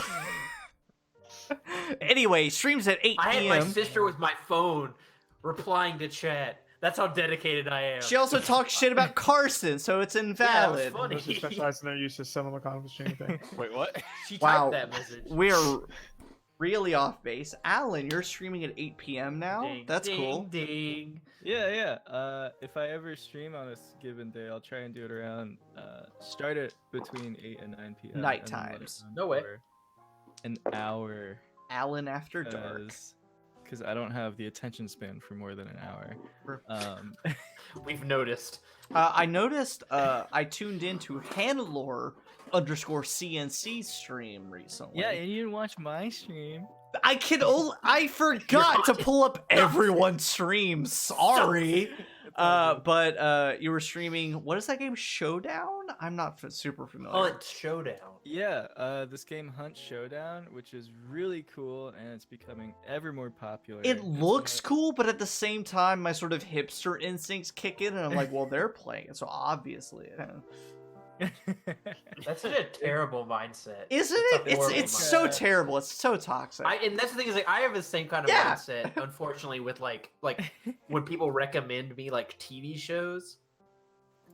And You're it's like, so I can't. dumb. Everyone's 'Cause if watching someone it. tells you, "Hey, you should watch this," you should probably watch it because it means something to them. But I'm like, Shut up, Austin. You know Don't tell that's me a what to do. trait about me. We've talked about it. Anyway, Listen, I'm just Alan. saying that if you guys ever want to try and play Hunt Showdown with me, which too is poor. it's a very competitive game. I It's think it went currently on sale half recently off. too. Yeah, I have no money. yeah. It's on sale right now until I think. Let me see. Yeah, April 8th. We It's are not $20 sponsored right now. by Hunt Showdown. Hunt Not Showdown. sponsored. It is just literally my Sponsor. favorite player game right now. It's So- super intense. So if you Okay, guys are looking for a in less casual than multiplayer- I'll say in less than 15 seconds, can you explain what the game is? Kill big monsters in Louisiana Wild West post Civil War. That's just Monster. That's just Monster Hunter with cowboys. Yeah. Honestly, that's sold. I might invest in it. You're trying to kill a bounty monster and also time's up, other Alan. people. Oh, yeah, okay. I will. I Not honestly, Diablos, that's chaps. if any people, Axeless chaps. most of my friends know, I am infatuated with the game Long Dark, which is a gritty survival game in the Canadian post-apocalyptic winter wilderness. There's nothing gritty about And Canada. what? Shut up. Long Dark is so gritty. But one of the things that I have said about after playing Red Dead Redemption 2 is that I wish there was a hybrid of like Old West and Long Dark survival, like gritty games. And Hunt Showdown sounds like it might fit that criteria. We'll see. Yeah, you should try it, Logan. Play it Sure. with All me. right, we'll it's, see. It's midnight. We should let Travis go. We If we're should. shilling, I mean, whatever. If we're shilling games that we want other people to play, I really want people Don't to you play dare. Outriders. Outriders? That sounds like garbage. What is that? It just came out. It's a recently. Square Enix game. It's a Squeenix game. Ugh. It is a Phoenix game. It's Just play super Final good. Fantasy a million, whatever the number is. I haven't 14, played it, it's not that high. obviously. 14 available right now. Obvious. Includes Realm Reborn and It's not that high of a number. Shut up, Xavier. Anyway, Travis, what is this game? It is a. It's made by the same people who made Bulletstorm.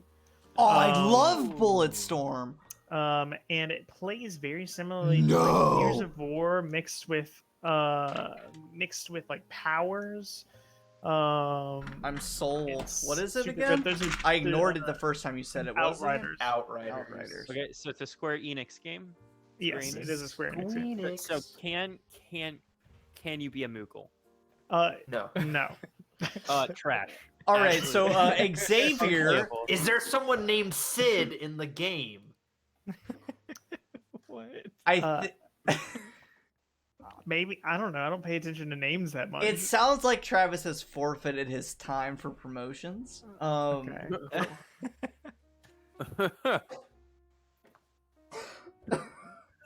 God damn it. I also promote this streamer named Xavier. Yes, Silo of Plays. course, as you have hopefully seen during my break screens and my starting screens and soon ending screens, I promote my friend Silo Plays, Mr. Alz, and Newcorp. So you can find them. They're amazing streamers.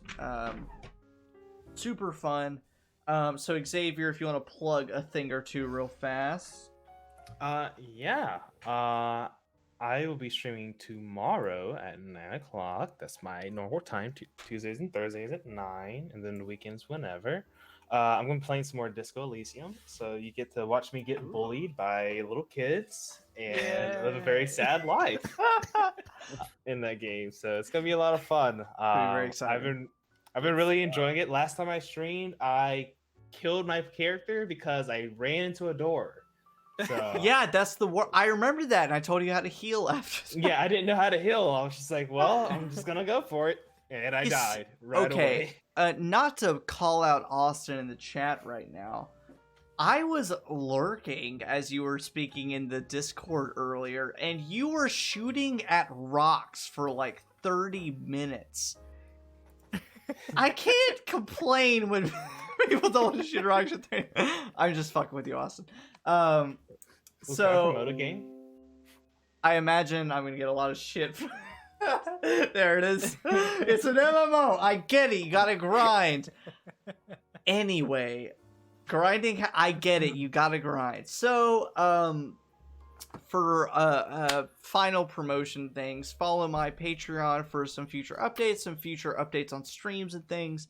Posts on DMs, Guild at the like.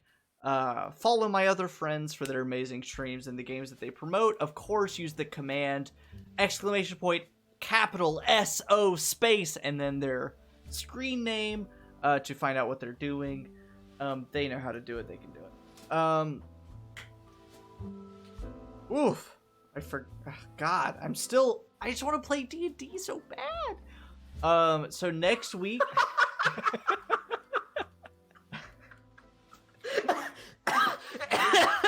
Let's see. Man is a real person. Hold on. What? The J Todd.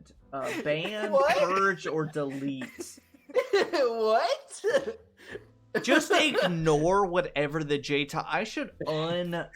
Are you a mod or a Don't VIP? unmod- I'll don't unmod unmod you. me. I'll Don't make you a unmod me. VIP. I'll downgrade you to a VIP. Anyway, Don't do that. it is far You past. brought PP Man upon us all. You rotten evil. Alan just said poo poo man. Don't get mad. And at it me. worked. God damn it. I have enough anger No, for Poo both Poo of Man you. isn't a real person. So if any of you out there want to take the Twitch name Poo Poo Man, it's available. Take it. Oh my god. In my I may have mentioned earlier, I've been busier this weekend than I've ever been. Part of that busy has been I've been practicing meditation. So when my I think you're players doing do that right now. yes, when my players do absolutely inane stuff, I have to just take a breather and count my breaths and then restart. So next week we should be back here doing more Sharn Nights stuff and figuring out what these nationalists are doing down in the streets. This Friday, I'm doing my Shadows Over Driftchapel thing, and follow my Patreon for some future updates about some fun D&D content and exclusive streams. But until then, I guess follow PP Man and Poo Poo Man. Follow Pee Pee Man. What's he about? He's playing Fortnite apparently. God, of course he is. Makes sense. God. Hey, Until Pee Pee then, Man has 101 followers. Wait, hold on. Do I have more followers than PP Man? I have 104. Thank you to my 104 followers. I will. You beat PP Man. You may This have is a noticed win for during my everyone. break screens, my announcements things, because we reached 100 followers, we will be doing a mecha hack one-shot stream with some cool mechs and robots and sci-fi stuff. I will be, hopefully by next week, be setting a new goal for followers and subscribers to be able to do another one-shot stream, whatever one-shot campaign, a different campaign, short art kind of thing. We'll be exploring some more stuff, hopefully to grow and invite you all to our community. If you want to join in our Discord, follow my Patreon, and you can get, be a player in my play test, have a choice and vote in some of my future Patreon things and all sorts of stuff. Anyway, as my Shout out to Pokimane. as my players meme in the chat, everyone warm up your vocal cords because we will be here at same Sharn time, same Sharn place. Sharn. Sharn. Shout out to Pokimane. Sharn. Oh, that's good. You guys are really working to it. All right. 3, In stream. 2, 1. 1. Sharn. There.